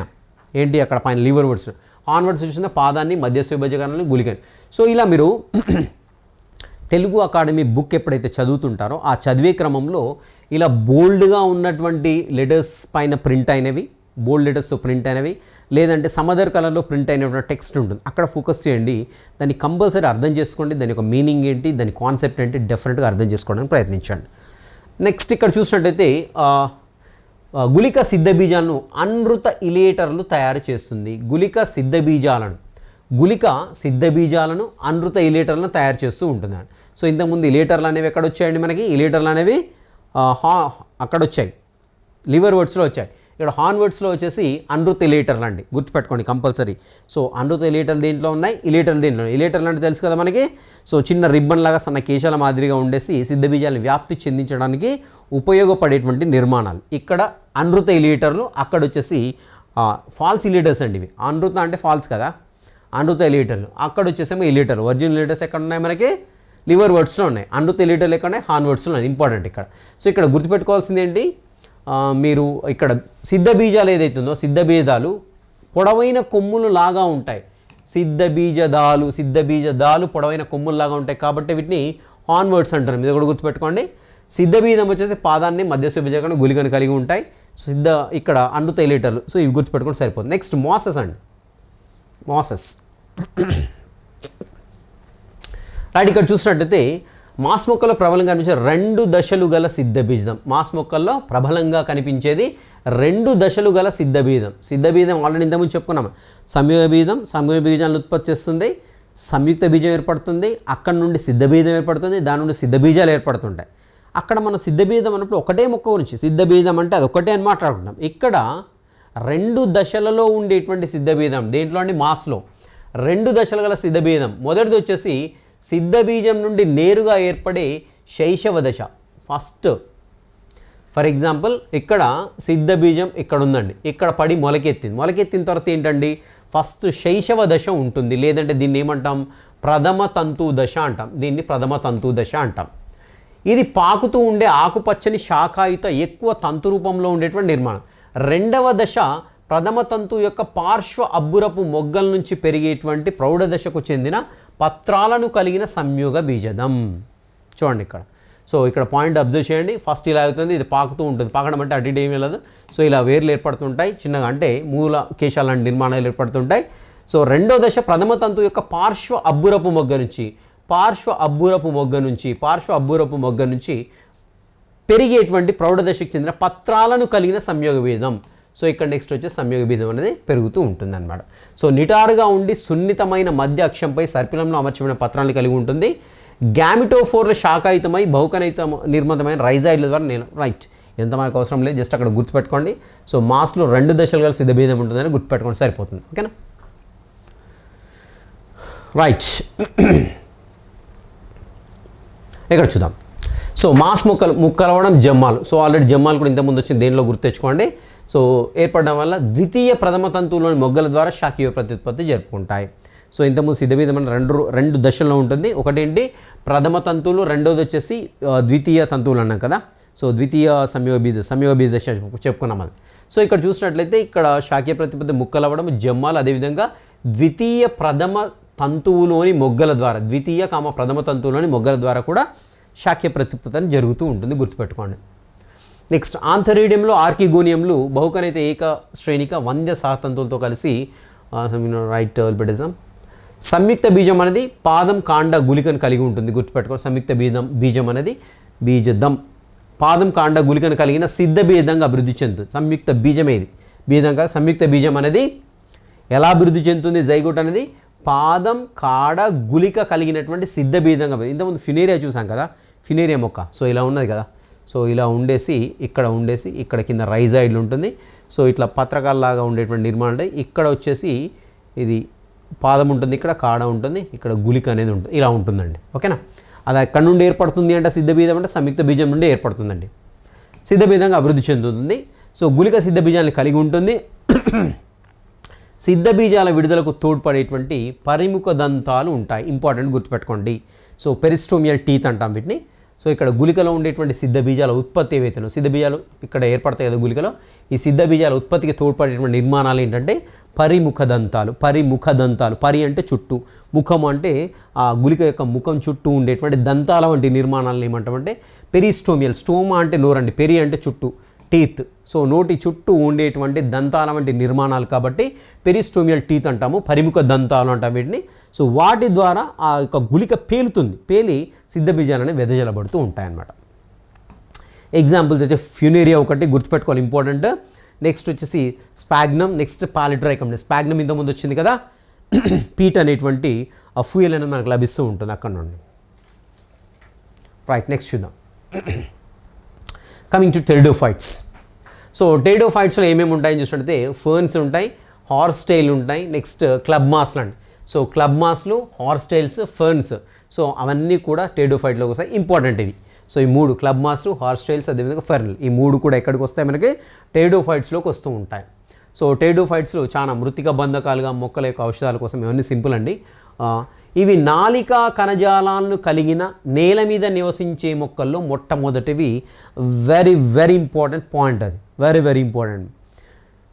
భూమి పైన పెరిగినటువంటి మొట్టమొదటి నాలికాయుత మొక్కలు, నాలికా కణజాలాన్ని కలిగి ఉండడం అంటే భూమిపైన పెరిగి వాటిల్లో దారు పోషక అనేటువంటి మొక్కలు ఏవి మొట్టమొదటి మొక్కలు అని చూసినట్టయితే టెరిడోఫైట్లు, గుర్తుపెట్టుకోండి. ఓకేనా. సో నాలికా కణజాలు అయితే పుష్పించని మొక్కలు. నాలిక కణజాలం ఉంటుంది, బట్ ఇవి పుష్పించవు. నాలిక కణజాలం ఉండి పుష్పించే మొక్కలు మళ్ళీ వేరు కదా. సో అవింటో చూద్దాం. రైట్, ఏకస్థితికమైన సంయోగ బీజద మొక్క ప్రబలమైన దశ. ఇక్కడ ఏకస్థితికంగా ఉండేటువంటి సంయోగ బీజదం ఏదైతే ఉందో ఆ మొక్క ప్రబలమైన దశగా చెప్పుకుంటాం. కానీ టెరిడోఫైట్లో ప్రధానమైన మొక్క నిజమైన వేర్లు, కాండం, పత్రాలు కలిగినటువంటి సిద్ధబీజదం. కానీ టెరిడోఫైట్లో ప్రధానమైన మొక్క, ఇక్కడేమో డామినెంట్ ఫేజ్ అండి, ప్రబలమైన దశ ఎందుకంటే ఎక్కువ వ్యాప్తి చెందుతూ ఉంటుంది. కానీ టెరిడోఫైట్లో చూసినట్లయితే ఇది బ్రయోఫైట్ అండి, ఇదేమో బ్రయోఫైట్. యాక్చువల్గా టెరిడోఫైట్ గురించి మాట్లాడుతున్నాం. ఈ పాయింట్ ఏదైతే ఉందో ఏకస్థితికమైన సంయోగ బీజం ప్రబలమైన దశ ఎక్కడ? బ్రయోఫైట్స్లో. ఓకేనా. సో జస్ట్ ఇక్కడ చిన్న కన్ఫ్యూజన్. బ్రయోఫైట్ గురించి ఒక పాయింట్ వచ్చి ఇక్కడ బ్రయోఫైట్లో ఏకస్థితికం కలిగిన సంయోగ బీజద మొక్క ప్రబలమైనటువంటి దశ ఆల్రెడీ చెప్పుకున్నాం కదా మనం. సో ఇలా ఉంటుంది. ఉదాహరణకు ఫినేరియా తీసుకున్నాం అనుకోండి. సో ఇలా ఉంటుంది. సో ఈ సంయోగ బీజం అనేది ఏంటంటే ప్రబలమైనటువంటి దశ ఎక్కడ? బ్రయోఫైట్స్లో. వేరే టెరిడోఫైట్స్లో చూసినట్లయితే మనకి సిద్ధబీజదం ఇక్కడ ప్రబలమైనటువంటి దశ, సిద్ధబీజం రూపంలో ఎక్కువగా ఉంటుందండి. సో ఈ సిద్ధబీజం మనకు వేర్లను కాండాన్ని నిజమైనటువంటి వేర్లను నిజమైనటువంటి పత్రాలను నిజమైనటువంటి కాండాన్ని కలిగి ఉండేటువంటి మొక్కలుగా టెరిడోఫైట్స్ని చెప్పుకుంటూ ఉంటాము. ఏ దశ దీంట్లో డామినెంట్ ఫేజ్ అంటే సిద్ధబీజం. సో ఏం ఉత్పత్తి చేస్తుండే సిద్ధబీజం అంటే సిద్ధబీజాలను అంటే టెరిడోఫైట్లు సిద్ధబీజాలను ఉత్పత్తి చేస్తాయి. సిద్ధబీజాలు పడి మొలకెత్తి ఏం ఉత్పత్తి చేస్తాయి? సంయోగ బీజాలను ఉత్పత్తి చేస్తాయి. సంయోగ బీజాలు ఏమి ఉత్పత్తి చేస్తాయండి? సంయోగ బీజాలను ఉత్పత్తి చేస్తాయి. లైంగిక ప్రత్యుత్పత్తి జరుపుకుంటాయి. సిద్ధబీజాలు ఏర్పడతాయి. సిద్ధబీజం నుండి మళ్ళీ సిద్ధబీజం, ఇలా మనకు తరాల ఏకాంతరత సిద్ధబీజం సంయోగబీజం సిద్ధబీజం ఇలా ఏర్పడుతూ ఉంటాయి. సో రైట్, ఇక్కడ టెరిడోఫైట్స్ చూసినట్లయితే ఇక్కడ వచ్చేసి సిద్ధబీజం ప్రబలమైన దశ ఇంపార్టెంట్. సో ఇట్లా ఓవరాల్ కాన్సెప్ట్ని బేస్ చేసుకుని ఎలా అడుగుతా అంటే క్వశ్చన్, క్రింది వాటిలో సరైన ప్రవచనం లేకుంటే క్రింది వాటిలో తప్పుగా ఉన్న ప్రవచనాన్ని గుర్తించండి. టెరిడోఫైట్లో ప్రబలమైనటువంటి దశ సంయోగ బీజద దశ. తప్ప రైటా? తప్పు.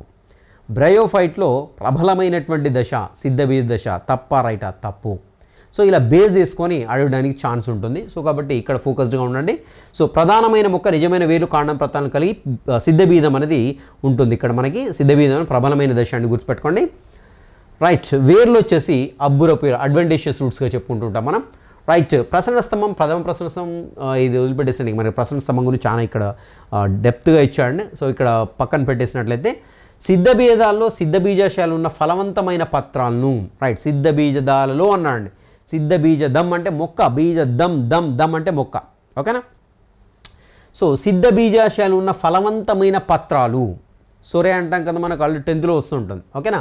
సో ఫలవంతమైన పత్రాలను సిద్ధబీజాశయ పత్రాలు అంటారు. సిద్ధబీజాశయ అభివృద్ధి ఇక్కడ చూడండి, ఇది ఒక పాయింట్ ఒకటి గుర్తుపెట్టుకోండి. సిద్ధబీజాశయాలు ఆ పత్రాల్లో ఎలా అభివృద్ధి చెందుతాయి అంటే మనకి ఇక్కడ 2 పద్ధతులు జరుగుతాయి. ఒకటి వచ్చేసి ఏంటంటే లెప్టోస్పోరాంజియేట్, రెండోది వచ్చేసి యూస్పోరాంజియేట్ పద్ధతిలో, ఓకేనా. లెప్టోస్పోరాంజియేట్, స్పోరాంజియం అంటే సిద్ధబీజాశయం, స్పోరాంజియేట్ ఇక్కడ వచ్చేసి యూ అంటే నిజమైన, లెప్టో అంటే సంథింగ్ మిథ్య అన్నట్టుగా ఉంటుంది అనమాట. ఇక్కడ లెప్టోస్పోరాంజియేట్ లేదంటే యూస్పోరాంజియేట్ పద్ధతిలో మనకి ఏంటంటే ఈ సిద్ధబీజాశయ పత్రాలు అభివృద్ధి చెందుతాయి. సిద్ధబీజాశయ అభివృద్ధి, ఓకేనా. సిద్ధబీజాశయ పత్రాల్లో సిద్ధబీజాశయాలు అభివృద్ధి చెందుతాయి. సో దానికి ఉదర భాగంలో ఇక్కడ అభివృద్ధి చెందుతూ ఉంటాయి. సో అక్కడ మనకి సిద్ధబీజాలను ఏర్పడి వెదజల్లబడుతూ ఉంటాయి కదా. సో ఈ సిద్ధబీజాశయ పత్రాల్లో సిద్ధబీజాశయాలు అభివృద్ధి చెందేటువంటి పద్ధతులు 2. అవి మనకి ఒకటి వచ్చేసి లెప్టోస్పోరాంజియేట్ పద్ధతి, రెండవది వచ్చేసి యూస్పోరాంజియేట్ పద్ధతి. ఇవి 2 టర్మ్స్ గుర్తుపెట్టుకోండి. రైట్, సిద్ధబీజాశయంలో సిద్ధబీజ మాతృకణాలు క్షేకణం చేసి సిద్ధబీజాలను ఏర్పరుస్తూ ఉంటాయి. సో టెరిడోఫైట్ మనకు ఒకే రకమైన సిద్ధబీజాలను ఏర్పరుస్తాయి, ఇంతకుముందు చెప్పుకున్నాం కదా. సో కాబట్టి వీటిని ఏమంటాం? హోమోస్పోరస్గా చెప్పుకుంటాం, ఒకే రకమైన సిద్ధబీజాలు. సో అటువంటి మొక్కల్ని ఏమంటాం? సమసిద్ధ బీజ మొక్కలు అంటాం. సమసిద్ధ బీజాలంటే ఉత్పత్తి చేసేటువంటి సిద్ధ బీజాలన్నీ కూడా ఒకే రకంగా ఉంటే వాటిని సమసిద్ధ బీజ మొక్కలుగా చెప్పుకుంటాం. సో ఉదాహరణ ఇక్కడ సెలాజినెల్లా, సాల్వినియా లాంటి 2 రకాల సిద్ధ బీజాలు. ఇక్కడ చూడండి, ఇక్కడ ఇది ఇంపార్టెంట్. సో ఇది జనరల్ పాయింట్ ఇక్కడ వరకు ఏంటి, టెరిడోఫైట్ మొక్కలు అనేవి సిద్ధ బీజాలు సమంగా ఉండేటువంటి సిద్ధ బీజాలను ఉత్పత్తి చేస్తాయి కాబట్టి వీటిని సమసిద్ధ బీజ మొక్కలుగా చెప్తూ ఉన్నాము కదా. బట్ ఇక్కడ ఎగ్జామ్షన్ ఉందండి. ఎగ్జామ్షన్ నా దగ్గర వెరీ ఇంపార్టెంట్, గుర్తుపెట్టుకోండి. ఎగ్జామ్షన్ ఏంటి, ఇక్కడ సెలాజినిల్లా, సాల్వినియా లాంటి వాటిలో 2 రకాల సిద్ధ బీజాలు, స్థూల సిద్ధ బీజాలు, సూక్ష్మ సిద్ధ బీజాలు తయారు చేసే మొక్కలను భిన్న సిద్ధ బీజ మొక్కలు అంటాము. భిన్న సిద్ధ బీజ మొక్కలు అంటాం. ఇక్కడ చూడండి, ఇక్కడ 2 రకాల సిద్ధ బీజాలు వస్తున్నాయి. సో 2 రకాల సిద్ధ బీజాలు ఏంటి, స్థూల సిద్ధ బీజాలు, సూక్ష్మ సిద్ధ బీజాలు ఏర్పడతాయి. తయారు చేసే మొక్కలను భిన్న సిద్ధ బీజ మొక్కలు అంటాము. అక్కడ అంటే సంయోగ బీజాలు ఏవైతే ఉన్నాయో, సిద్ధ బీజాలు ఏవైతే ఉన్నాయో, కొన్ని సిద్ధ బీజాలు వచ్చేసి కొన్ని సిద్ధ బీజదాలు అంటే ఆ మొక్క స్థూల సిద్ధ బీజాలను ఏర్పరుస్తుంది. కొన్ని మొక్కలు అంటే కొన్ని సిద్ధ బీజదాలు సూక్ష్మ సిద్ధ బీజాలను ఏర్పరుస్తాయి. గుర్తుపెట్టుకోవాలి, ఇక్కడ నేను మాట్లాడేటప్పుడు మీరు కన్ఫ్యూజ్ కావద్దు. నేను బీజదం అంటున్నానా, బీజం అంటున్నానా, సిద్ధ బీజదం అంటున్నానా, సిద్ధ బీజం అంటున్నానా. సిద్ధ బీజం అంటేనేమో స్పోర్, ఓకేనా. సిద్ధ బీజదం అంటేనేమో స్పోరోఫైట్ మొక్క. సిద్ధ బీజం అంటే అక్కడ కన్ఫ్యూజ్ అయ్యారంటే మీరు టోటల్ కన్ఫ్యూజ్ అవుతారు. కాబట్టి ఇక్కడ చూడండి, ఇక్కడ వీటిని భిన్న సిద్ధ బీజ మొక్కలను ఎందుకు అంటున్నాము అంటే కొన్నిటిని. సో అక్కడ ఎగ్జాంపుల్ కూడా ఇచ్చాడండి. సో ఇక్కడ మనకి ఏదైతే టెరిడోఫైటే కదా, ఇప్పుడు మనం చెప్పుకున్న టెరిడోఫైట్లో ఉండేటువంటి భిన్న సిద్ధ బీజ మొక్కలు ఏవి అని చూసినట్లయితే ఇక్కడ 2 ఉన్నాయి మనకి, సెలాజినెల్ అదేవిధంగా సాల్వినియా. సో ఈ సాల్వినియర్ రెండు ఉంటాయి, ఒకటేమో స్థూల సిద్ధ బీజాలను ఉత్పత్తి చేస్తుంది, ఒకటేమో సూక్ష్మ సిద్ధ బీజాలను ఉత్పత్తి చేస్తుంది. సో ఇలా ఉత్పత్తి చేస్తాయి కాబట్టి వీటిని ఏమంటున్నాము, భిన్న సిద్ధ బీజం ఒక అంటాం. బట్ కొన్నిట్లో చూసినట్లయితే ఒకటే సంయోగ బీజం ఉంటుంది, ఒకే సిద్ధ బీజం ఉంటుంది. అదే మనకి ఏంటంటే సిద్ధ బీజాలను ఉత్పత్తి చేస్తున్నాం, అవన్నీ కూడా ఒకే రకంగా ఉంటాయి కాబట్టి వాటిని ఏమంటాం మనం, సమ సంయోగ బీజద మొక్కలు అంటాం. ఓకేనా. మరికొన్ని జాతుల్లో సిద్ధబీజాశయ పత్రాలు ఒక నిర్దిష్టమైన శంకును ఏర్పరుస్తూ ఉంటాయి. సో ఉదాహరణ ఇక్కడ సెలైనల్ ఈక్విటియం, సిద్ధబీజాలు మనకి అతి చిన్న బహుకనైతే స్వయం పోషక థాలస్ నిర్మాణాన్ని లేదంటే ప్రథమాంకురం అనేటువంటి సంయోగ బీజాన్ని ఏర్పరుస్తాయి. మనకు తెలిసిందండి, సిద్ధబీజం ఏర్పడిన తర్వాత కింద పడేసి మళ్ళీ ఏమంటే మొలకెత్తి సంయోగ బీజం అనేది అభివృద్ధి చెందుతుంటుంది. సో సంయోగ బీజం ఫలదీకరణానికి నీటి అవసరం ఉండడం వల్ల టెరిడోఫైట్ మొక్కలను వ్యాప్తి అతి తక్కువ ప్రాంతాలకి. ఇక్కడ చూడండి, టెరిడోఫైట్ మొక్కలు చాలా పెద్దగా ఉంటాయి. సో వీటి కంపల్సరీ వీటి యొక్క వ్యాప్తి కోసం నీరు అనేది అవసరం కాబట్టి నీరు దొరకనటువంటి ప్రదేశంలో కూడా పెరుగుతూ ఉంటాయి. ఇక్కడ ఎగ్జాంపుల్స్ ఇచ్చాను చూడండి ఇక్కడ. సో ఒకసారి అయితే ఎగ్జాంపుల్స్ చూసుకోండి సరిపోతుంది మీకు. అండ్ నెక్స్ట్ చూద్దాం, ఆంథరీడియం ఆర్కిగోనియం. సో వంటి స్త్రీ పురుష లైంగిక అవయవాలను కలిగి ఉన్న తర్వాత బహుకణితాలు. నెక్స్ట్ చూసినట్లయితే భిన్న సిద్ధ బీజాల మొక్కల్లో స్థూల సిద్ధ బీజాలు, సూక్ష్మ సిద్ధ బీజాలు మొలకెత్తి వరుసగా స్త్రీ మరియు పురుష సంయోగ బీజద్దాలను ఏర్పరుస్తాయి. ఓకేనా. సో ఫర్ ఎగ్జాంపుల్ ఇక్కడ ఇది వచ్చేసి స్థూల సిద్ధ బీజం, ఒకటి సూక్ష్మ సిద్ధ బీజం, సూక్ష్మ సిద్ధ బీజం, ఇది వచ్చేసేమో స్థూల సిద్ధ బీజం. సో ఇక్కడ భిన్న సిద్ధ బీజాలు అనేవి ఉత్పత్తి అయ్యాయి, సిద్ధ బీజాలు స్పోర్స్ ఉత్పత్తి అయ్యాయి. ఒకటి ఏంటి మైక్రోస్పోర్, రెండోది వచ్చేసి మెగాస్పోర్ అనుకుందాం. సో ఇది క్రింద పడేసి ఏంటంటే మనకి సూక్ష్మ సిద్ధ బీజదం ఉత్పత్తి అవుతుంది, సూక్ష్మ సిద్ధ బీజదం. ఓకేనా. మొలకెత్తి స్త్రీ పురుష సంయోగ బీజాలను ఏర్పరుస్తాయి. ఓకేనా. ఇక్కడ చూడండి, సూక్ష్మ సిద్ధ బీజదం కదా ఇది క్రింద పడ్డ తర్వాత ఏంటి మనకి పురుష సంయోగ బీజదాన్ని ఏర్పరుస్తుంది, ఇది పురుష సంయోగ బీజదం. సో ఈ పెద్దది కింద పడితే ఏమవుతుంది, స్త్రీ సంయోగ బీజం అనేది ఏర్పరుస్తూ ఉంటుంది అనమాట. ఓకేనా. రైట్. నెక్స్ట్ వచ్చేసి ఆల్రెడీ మనకి ఇంతకు ముందు వచ్చింది కదా, స్త్రీ సంయోగ బీజం ఇక్కడ నుంచి ఉత్పత్తి అయింది, ఇక్కడ పురుష సంయోగ రెండు కలయికని ఏమంటాం మనం జోయిడోగమి అంటున్నాం, లేదంటే దీన్ని ఏమంటున్నాం అండ సంయోగంగా చెప్పుకుంటూ ఉన్నాం. స్త్రీ సంయోగ బీజదం తల్లి మొక్కైన సిద్ధ బీజం మీద విభిన్న కాలం రైట్ పెట్టేసాం, మనకు అవసరం లేదు. ఎగ్జామినేషన్ పాయింట్ ఆఫ్ వ్యూలో ఇంపార్టెంట్ ఏంటి అని చూసాం. నెక్స్ట్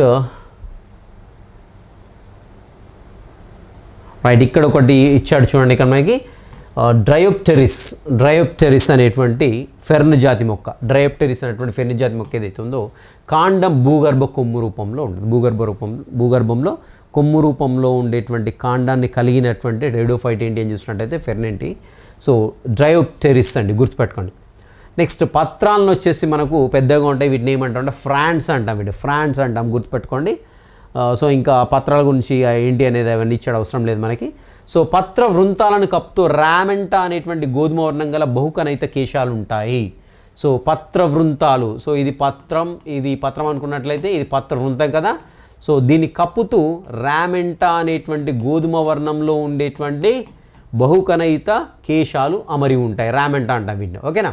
సో ఫ్రాన్స్ అంటేనేమో ఆ యొక్క పత్రాలు. ఓకేనా. ఈ యొక్క పత్ర వృంతాన్ని చుట్టూ కూడా మనకి రామెంటా అనేటువంటి కేశాలు ఉంటాయి. ఓకేనా. సో ఈ పాయింట్ అయితే గుర్తుపెట్టుకోండి. అండ్ ఇంకా చూద్దాము, సిద్ధ బీజాశయ పుంజాలు మనకు తెలిసింది సొరి అంటాము, నిజ ఇండ్యూసియం పొరతో కప్పండి కొన్ని ఫెన్ మొక్కలు. ఇక్కడ ఒకటి చూద్దాము. రైట్. సో సిద్ధ బీజాశయ పుంజాలు లేదంటే సొరి, పుంజము అంటే ఏంటంటే అన్నీ ఒక దగ్గర ఉంటే పుంజం అంటాం దాన్ని కదా. ఓకేనా. సో ఇక్కడ వీటిని ఏమంటాం సొరి అంటాం కదా. కొన్ని ఫెర్న్ మొక్కల్లో టెరిస్ గురించి ఇచ్చాడు, టెరిస్ అండ్ ఫెర్న్ మొక్కలో ప్రతి సిద్ధ బీజాశయ పుంజం తనదైన నిజ ఇండ్యూసియం అనేటువంటి పొర. సే ఫర్ ఎగ్జాంపుల్ ఇది పత్రం అనుకున్నట్లయితే ఈ పత్రం అడుగు భాగంలో ఇవేంటి సిద్ధ బీజాశయ పుంజాలు. ఓకేనా. సో ఈ పుంజాల పైన ఒక పలుచటి పొర ఉంటుంది, దీన్ని ఏమంటామంటే నిజ ఇండ్యూసియం అంటాం. స్పెషల్లీ టెరిస్ అనేటువంటి ఒక ఫెర్న్ మొక్కలు అండి, అది ఒకటి గుర్తుపెట్టుకోండి. ఇండ్యూసియం అనే వర్డ్ ఎక్కడైనా ఇన్పడితే కన్ఫ్యూజ్ కావద్దు. అండ్ కొన్నిట్లో వచ్చేసి ఏంటంటే మనకి కొంత వరకే కప్పి ఉంటుంది, దీన్ని ఏమంటామంటే అనృత అంటే ఫాల్స్ ఇండ్యూసియం అండి, ఇది ఫాల్స్ ఇండ్యూసియం అంటాం అన్నమాట. అండ్ టెరిస్ వంటి ఫెర్న్ మొక్కలు రైట్ పొందలకపడి దీనికి అనృత ఇండ్యూసియం అంటాం. రైట్. టెరిడోఫైటా 4 తరగతులు. రైట్. ఇక్కడ చూద్దాం, ఇంకా 4 తరగతుల్లో టెరిడోఫైటాను విభజించారండి. సో ఒకటి గుర్తుపెట్టుకోండి, ఒకటి సిలోప్సిడా, దానికి ఎగ్జాంపుల్ ఇచ్చాడు సైలూటమ్. నెక్స్ట్ వచ్చేసి లైకాప్సిడా, లైకోపోడియం సెలాజినెల్లా. అదేవిధంగా స్పినాప్సిడా, ఈక్విజిటమ్, అండ్ టెరాప్సిడా, డయోప్టెరిస్ ఒక టెరిస్ సాధారణ. ఇక్కడ చూడండి మనకి టెరాప్సిడా, డయోప్టెరిస్, టెరిస్, ఎడియాంటమ్ అనేటువంటి మొదలైన వాటిని సాధారణంగా ఫెర్నల్ అని పిలుస్తాము. ఇంపార్టెంట్ ఇది కూడా. ఫెర్నల్ అని పిలిచేటువంటి మొక్కలు ఏంటంటే టెరిస్ ఒకటి, ఎడియాంటమ్ ఒకటి, డయోప్టెరిస్. ఇంపార్టెంట్ అండి, రైట్. నెక్స్ట్ వచ్చేసి వివృత బీజాలు. వివృత అంటే ఓపెన్ అండి, వివృత అంటేనే ఓపెన్, గుర్తుపెట్టుకోండి. సో వివృత అంటే ఓపెన్ అంటే అండాలు బయటనే ఉంటాయి, గింజలు బయటనే ఉంటాయి. అండాలు బయట ఉంటే ఫలదీకరణం అయిపోయిన తర్వాత గింజలను అల్టిమేట్గా బయటనే ఏర్పడతాయి. కాబట్టి ఫలం లోపల గింజలు ఉండవు. సో అవి వివృత బీజాలుగా చెప్పుకుంటాం. సో ఫలదీకరణానికి ముందు అన్నాడు ఇక్కడ. ఫలదీకరణానికి ముందు అంటే ఏంటి అంటే మనకు అండాలు ఏర్పడ్డప్పుడు కూడా బయటనే ఉంటాయి. ఫలదీకరణ తరువాత కూడా గుర్తుపెట్టుకోండి. సో ఫలదీకరణానికి ముందు తర్వాత కూడా అండాశయ గోడలతో ఆవరించబడకుండా నగ్నంగా ఉండేటువంటి అండాలు గల మొక్కల్ని ఏమంటామంటే వివృత బీజాల మొక్కలు అంటాం. ఓకేనా. సో ఫలదీకరణానంతరం ఫలకవచం లేకుండా నగ్నంగా ఉంటే మనకు తెలిసిందే. నాలికా కణజాలం గల ఆర్కిగోనియంలను కలిగిన పుష్పించే మొక్కలు, ఇలా అడుగుతాడండి, గుర్తుపెట్టుకోండి. ఓకేనా. వివృత బీజాలు పిండయుతమైన నాలికా కణజాలం గల ఆర్కిగోనియములు కలిగిన పుష్పించే మొక్కలు. ఆర్కిగోనియములు అంటే స్త్రీ పురుష సంయోగ బీజ నిర్మాణాలు ఏమిటో వాటిని ఆర్కిగోనియంలో అంటాం. ఆర్కిగోనియం ఆంత్రిడి ఉంటాయి కదా. సో నాలికా కణజాలం అంటే దారు పోషక కణజాలం కలిగి. సో ఇక్కడ ఈ వివృత బీజాలను ఇలా డిఫైన్ చేస్తూ ఉంటారు, గుర్తుపెట్టుకోండి ఒకసారి. పిండయుతమైన నాలికా కణజాలం గల ఆర్కిగోనియములు కలిగిన పుష్పించే మొక్కలు అంటున్నాం ఇక్కడ. ఓకేనా. సో ఇవి వివృత బీజాలు డిఫైన్ చేశాడు ఇలా. సో గుర్తుపెట్టుకోండి అది ఒకటి. అండ్ ఇక్కడ చూసినట్లయితే చాలా మొక్కలు అనేవి దీంట్లో ఉంటాయి. సో వివృత బీజ మొక్కల్లో సెక్వోయియా అనేటువంటి పెద్ద రెడ్ వృక్షం ఏదైతే రెడ్వుడ్ వృక్షం ఉందో అతి పెద్ద వృక్షం వల్ల ఒకటి చెప్పాడు ఇక్కడ. సో వదిలిపెట్టదాం ఇక్కడ. నెక్స్ట్ వచ్చేసి ఇదొకటి గుర్తుపెట్టుకోండి. సెక్వోయియా అనేటువంటిది అతి పెద్ద రెడ్వుడ్ వృక్షం అండి, గుర్తుపెట్టుకోండి. ఓకేనా. నెక్స్ట్ గింగో, ఇది కూడా ఇంపార్టెంట్. గింగో ఏదైతే ఉందో బ్రతికి ఉన్న శిలాజంగా పిలుస్తాం దీన్ని, బ్రతికి ఉన్నటువంటి లివింగ్ ఫాజిల్గా చెప్తా ఉండండి. సో గింగో అనేటువంటి వివృత బీజ మొక్క ఏదైతే ఉందో దీన్ని బ్రతికి ఉన్న శిలాజంగా పిలుస్తూ ఉంటాం. వేర్లు సాధారణంగా తల్లివేరు వ్యవస్థను కలిగి ఉంటే కొన్ని జాతుల్లో వేర్లలో శిలీంద్ర మూలాలు మనకు తెలిసిందే కదా. సో మైకోరైజా అంటాం దాన్ని, శిలీంద్ర మూలాలు కలిగి ఉంటాయి. సో అదేవిధంగా పైనస్ మరికొన్ని జాతుల్లో సైకస్ నత్రజని స్థాపక సైనోబాక్టీరియాలు కలిగినటువంటి నాస్టాక్ అనబినా ఉంటాయండి. నాస్టాక్ అనబినా ఎక్కడ ఉంటాయని చూసుకుంటే ఫైకస్, అదేవిధంగా సైకస్ మొక్కల్లో రెండింటి మొక్కల యొక్క వేర్లలో నత్రజని స్థాపించేటువంటి బ్యాక్టీరియా ఏదైతే ఉందో నాస్టాక్ అనబినటువంటి సైనోబాక్టీరియాలు ఉంటాయండి. సో నెక్స్ట్ కాండాలు శాఖాహారం, రైట్, వదిలిపెట్టేసాం. ఇది చూద్దాం. ఇవన్నీ కూడా సింపుల్. కోనిఫెర్ వృక్షాల్లో సూదు లాంటి పత్రాలు ఉంటాయి, అదొకటి గుర్తుపెట్టుకోండి, కోనిఫెర్. నెక్స్ట్ నిజమైన ప్రసరణ స్తంభం అండి, నిజమైన ప్రసరణ స్తంభం.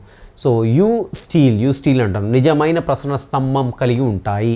సో ప్రసరణ స్తంభం అంటే మనకు తెలిసిన దారు పోషక కణజాలు కలిగి ఉంటాయి.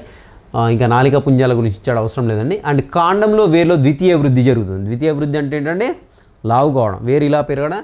సో ఇలా పెరిగితే వేరు ప్రథమ వృద్ధి. ద్వితీయ వృద్ధి అంటే వేరు లావు అవుతూ ఇలా అడ్డంగా పెరుగుతూ ఉంటుంది. సో కాండం ఇలా ఉందనుకోండి, ఇలా ఉండి పొడవు పెరిగితే ప్రాథమిక వృద్ధి. సో ద్వితీయ వృద్ధి అంటే ఇలా అడ్డంగా పెరిగితే ద్వితీయ వృద్ధి అంటే కాండంలో వేరులో ద్వితీయ వృద్ధి అనేది జరుగుతుంటుంది, గుర్తుపెట్టుకోండి.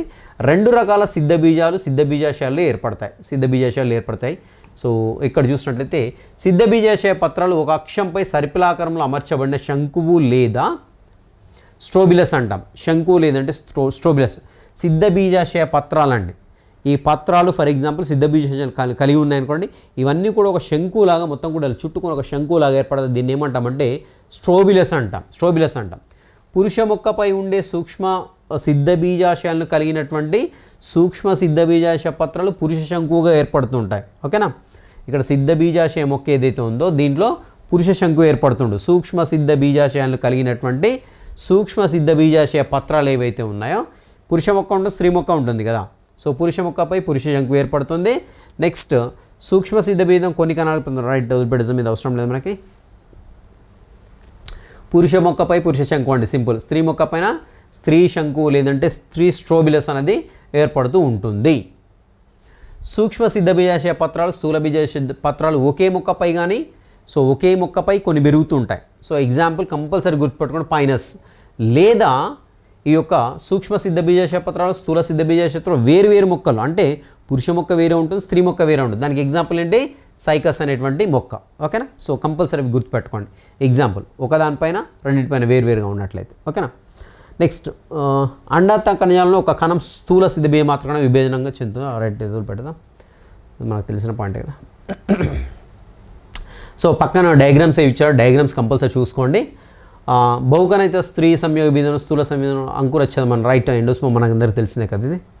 నెక్స్ట్ బ్రయోఫైటా టెరిడోఫైటా మొక్కలు. బ్రయోఫైటా టెరిడోఫైటా మొక్కలకు భిన్నంగా వివృత బీజాల్లోని స్త్రీ పురుష సంయోగ బీజాలకు స్వతంత్ర జీవనం లేదు.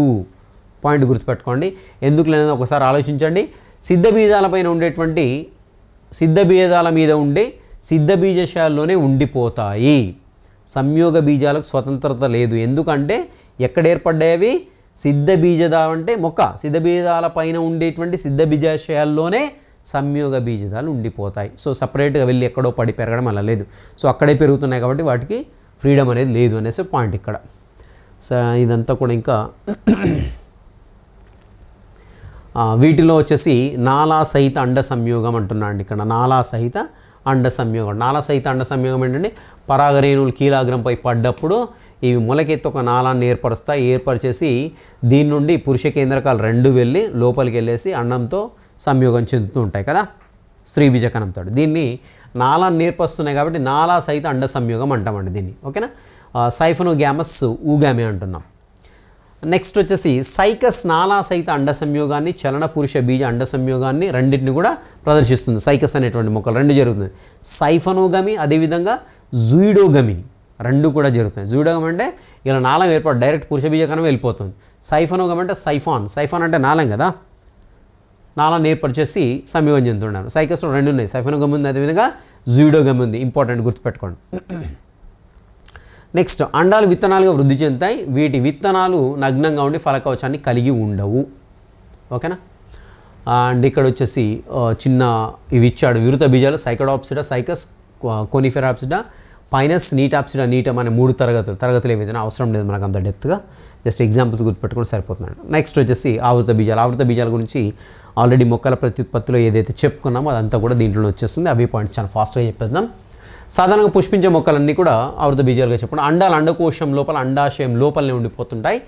నెక్స్ట్ విత్తనాలు వచ్చేసి ఫలాల లోపల ఉంటాయి. ఇక్కడ వచ్చేసి స్త్రీ బీజకోశం లేదా ఆర్కిగోనియం లేదా లేని నాలికా కణజాలయుతమైనటువంటి మొక్క. సో ఆవృత బీజాలు పిండాన్ని ఏర్పరిచే స్త్రీ బీజాశయం లేదా ఆర్కిగోనియంలు లేని అంటున్నాం ఇక్కడ. ఆర్కిగోనియంలు లేని నాలికా కణజాలయుతమైన ఫలాలను కలిగి ఉండేటువంటి పుష్పించే బీజయుత మొక్కలు అంటున్నాం. కాబట్టి వీటిని ఆవృత బీజాన్ని డిఫైన్ చేస్తూ ఉంటారు. సో కాబట్టి ఇదేదో ఉందో గుర్తుపెట్టుకోండి. ఒక్కసారి ఆగి చదవండి, మీకే అర్థమైపోతుంది. Very simple. అతిపెద్ద మొక్కల సముదాయం. పరిమాణంలో అతి చిన్న దాదాపు సూక్ష్మమైనటువంటి ఉల్ఫియా. నెక్స్ట్ అతి ఎత్తైనటువంటి యూకలిప్టస్ దాదాపు 100 మీటర్స్ పొడవు ఉంటుంది. అండ్ ఆహారంగా కల్పన ఇవన్నీ కూడా మనకు సోది ఇంకా అవసరం లేదు. సో అంటే వాటి యొక్క యూజ్ ఏంటనేది ఇచ్చాడు. వేరు వ్యవస్థ, తల్లి వేరు వ్యవస్థ లేదా అభూవరపు వేరు వ్యవస్థ. ఇక్కడ చూసినట్టయితే దారుణాలను పోషక కణజాలం సహకణాలని కలిగి ఉంటుంది. ఇంపార్టెంట్ ఇది. నెక్స్ట్ పరిపత్రాలు ప్రముఖంగా కలిగిన పుష్పాలని కలిగి ఉంటాయి. పెరియాంత అంటే ఏంటంటే పరిపత్రాలు అంటే ఏంటి? పుష్పాల్లో లైంగిక అవయవాలు కాకుండా మిగిలిన భాగాలు ఏవైతున్నాయో వాటిని ఏమంటామంటే పెరియాంతలు, లేదంటే పరిపత్రాలు అంటాం. ఓకేనా. సో ఏంటి మరి అని చూసినట్టయితే రక్షక పత్రాలు కావచ్చు, ఆకర్షక పత్రాలు కావచ్చు, ఈ రెండింటిని మనం ఏమంటామంటే పరిపత్రాలు అంటాం. సింపుల్ గుర్తుపెట్టుకోండి. సో పరిపత్రాలు. కేసరాలు పురుష లైంగిక అవయవాలు మనకు తెలిసిందే. పరాగకోశంలో సూక్ష్మ సిద్ధ బీజ మాతృకణకు క్షేకణం చెందుతుంది. పరాగరేణువులు ఏర్పరుస్తాయి. అండకోశం లేదా ఫలదళం పుష్పంలోని స్త్రీలైంగిక మనకు తెలిసిందే. ఇంకేదంతా కూడా అండాశయం ఒకటిగానే అంతకన్నా ఎక్కువగానే అండాన్ని కలిగి ఉంటుంది. అండాల్లోని స్థూల సిద్ధ బీజ మాతృకణకు క్షేకణం చెందింది 4 స్థూల. ఇదంతా కూడా ఆల్రెడీ మనకు దాంట్లో వచ్చేస్తుందండి. సింపుల్. ఇదంతా కూడా ఆల్రెడీ మొక్కల్లో ప్రత్యుత్పత్తి చెప్పుకున్నప్పుడు ఇదంతా కూడా వెరీ డీటెయిల్గా చెప్పుకున్నాం మనం. ఓవరాల్గా అన్నీ కూడా క్షీణించేసి అంత్యంగా మనకు ఒక పిండకోశం అనేది ఏర్పడుతుంది. సో అనబడే స్త్రీ సంయోగ బీజం అనేది ఏర్పడుతూ ఉంటుంది. ఇంకా స్త్రీ సంయోగ బీజం అంటే పిండకోశంలో ఎన్ని కణాలు ఉంటాయి ఏం సంగతి ఆల్రెడీ మనకు తెలిసింది. స్త్రీ బీజకణం, దాని చుట్టూ కూడా 2 సినర్జిడ్ కణాలు లేదా సహాయ కణాలు ఉంటాయి. దీన్ని మనం వచ్చేసి స్త్రీ బీజ పరికరం అంటాం. సో ఎగ్ ఆపరేటస్ అంటాం. సో ఇలా ఉంటుంది కదా పిండకోశం. క్రింద వచ్చేసి సో ఎగ్ ఉంటుంది. సో ఇక్కడ వచ్చేసి ఇక్కడ 2 సినర్జిడ్ సెల్స్ ఉంటాయి. సో దీన్ని మనం ఏమంటున్నామంటే ఎగ్ ఆపరేటస్గా చెప్తున్నాం. సో 3 ప్రతిపాదక కణాలు ఉంటాయి పైన, ఇక్కడ 3 ప్రతిపాదక కణాలు ఉంటాయి, 2 ధ్రువ కేంద్రకాలు ఉంటాయి. ఇక్కడ 2 కూడా కలిసిపోతాయి. ఒక్కోసారి కలిసిపోయడం ద్వారా ద్వైస్థితిక కేంద్రకం అనేది ఏర్పడుతుంది. ఈ 2 కూడా ధ్రువ కేంద్రకాలు కూడా చెప్పుకుంటాం. సో ఇలా 3 గ్రూప్స్లో దీనిలో ఉండే కణాలు ఏర్పడతాయి. ఆల్రెడీ డీటెయిల్గా చెప్పుకున్నామండి మనం. అండ్ ఇక్కడ వచ్చేసి మనకి పరాగ సంపర్కం రకరకాలుగా జరుగుతుందనేసి చెప్పుకుంటున్నాం మనం ఇక్కడ. అండ్ ఇక్కడ చూసినట్టయితే పరాగ రేణువులు కీలాగ్రం మీద ఇక్కడ మొలకెత్తాయి. సో ఇక్కడ సైఫనోగమి జరుగుతూ ఉంటుందండి. సో సైఫనోగమి మనకు తెలిసిందే కదా, ఆడ పడేసి ఇక్కడ కీలాగ్రం పైన పడుతుంది. సో ఇది కీలాగ్రం అనుకున్నట్లయితే దీనిపైన పరాగ రేణువు పడి మొలకెత్తేసి పరాగనాళాన్ని ఏర్పరిచి దాని ద్వారా మనకి ఏంటంటే 2 పురుష బీజ కణాలని లోపలికి పాస్ చేసేస్తుంది అండం పిండకోశంలోనికి. సో ఇక్కడ వెళ్ళిన తర్వాత 2 పురుష బీజ కణాలు, పురుష కేంద్రకాలు ఏవైతే ఉన్నాయో, ఒక పురుష కేంద్రకం వెళ్ళే స్త్రీ బీజకణంతో కలుస్తుంది. అది ఏంటంటే మనకి ప్రథమ ఫలదీకరణంగా చెప్తాం. ఫలితంగా సంయుక్త బీజం ఏర్పడుతుంది. సో ద్వితీయ ఫలదీకరణం ఏంటంటే ఇంకొక పురుష బీజకణం ఏదైతే ఉందో మధ్యలో ఉండేటువంటి ద్వితీయ కేంద్రకంతో కలుస్తుంది. అప్పుడు ఏంటంటే ట్రిప్లాయిడ్ స్టేట్లోకి వెళ్ళిపోతుంది అది. సో ఆల్రెడీ ద్వితీయ కేంద్రకం అక్కడ 2n స్టేట్లో ఉంది, అంటే ద్వైస్థితికంలో ఉంది. ఇక్కడ నుండి ఒక పురుష బీజకణం వెళ్ళింది, n స్టేట్లో ఉంది. ఇవి అది కలిసి 3 nలు ఏర్పడాయి, అంటే 3 అంటే ద్వితీయ ఫలదీకరణం అంటుంది. దీని ఫలితంగా మనకి త్రయస్థితికంలో ఉన్నటువంటి ఒక నిర్మాణం అనేది ఏర్పడుతుంది. దాని నుండి మనకు అంకురోత్సవం అనేది ఏర్పడుతూ ఉంటుంది అనమాట, ఎండోకార్పన్. రైట్, ఇక్కడ చూద్దాం. ఇక్కడ స్త్రీ బీజకణంతో సంయోగం చేసి సంయుక్త బీజాన్ని ఏర్పరుస్తుంది. దీన్ని సంయుక్త సంయోగం సింగమి అంటాము. సో 2 పురుష బీజం వచ్చేసి ద్వయస్థితిక ద్వితీయ కేంద్రకం సంయోగం చెందుతుంది. సో త్రయస్థితిక ప్రాథమిక అంకురోత్సవ కేంద్రకాన్ని ఏర్పరుస్తుంది. ఓకేనా. సో పెన్ గుర్తుపెట్టుకోండి, పెన్ యొక్క ఫుల్ ఫామ్ గుర్తుపెట్టుకుని ప్రైమరీ ఎండోస్పర్మ్ న్యూక్లియస్గా చెప్పుకుంటూ ఉంటాం. సో ఇలా ద్వయస్థితిక కేంద్రకం మధ్యలో ఉంది పిండకోశంలో. దీంతో వచ్చేసి మరొక పురుష బీజకణం కలుస్తుంది. కలిసి ఇక్కడ మనకు త్రయస్థితికం అనేది ఏర్పడుతుంది. దీన్ని ఏమంటున్నాం మనం ప్రైమరీ ఎండోస్పర్మ్ న్యూక్లియస్ పెన్ అంటాం. ఓకేనా. దీన్ని ట్రిపుల్ ఫ్యూజన్ 3 సంయోగంగా చెప్పుకుంటాం. 2 సంయోగాలు జరగడం వల్ల ఈ దృగ్విషయాన్ని ద్విఫలదీకరణ అంట. 3 సంయోగం వేరు, ద్విఫలదీకరణం.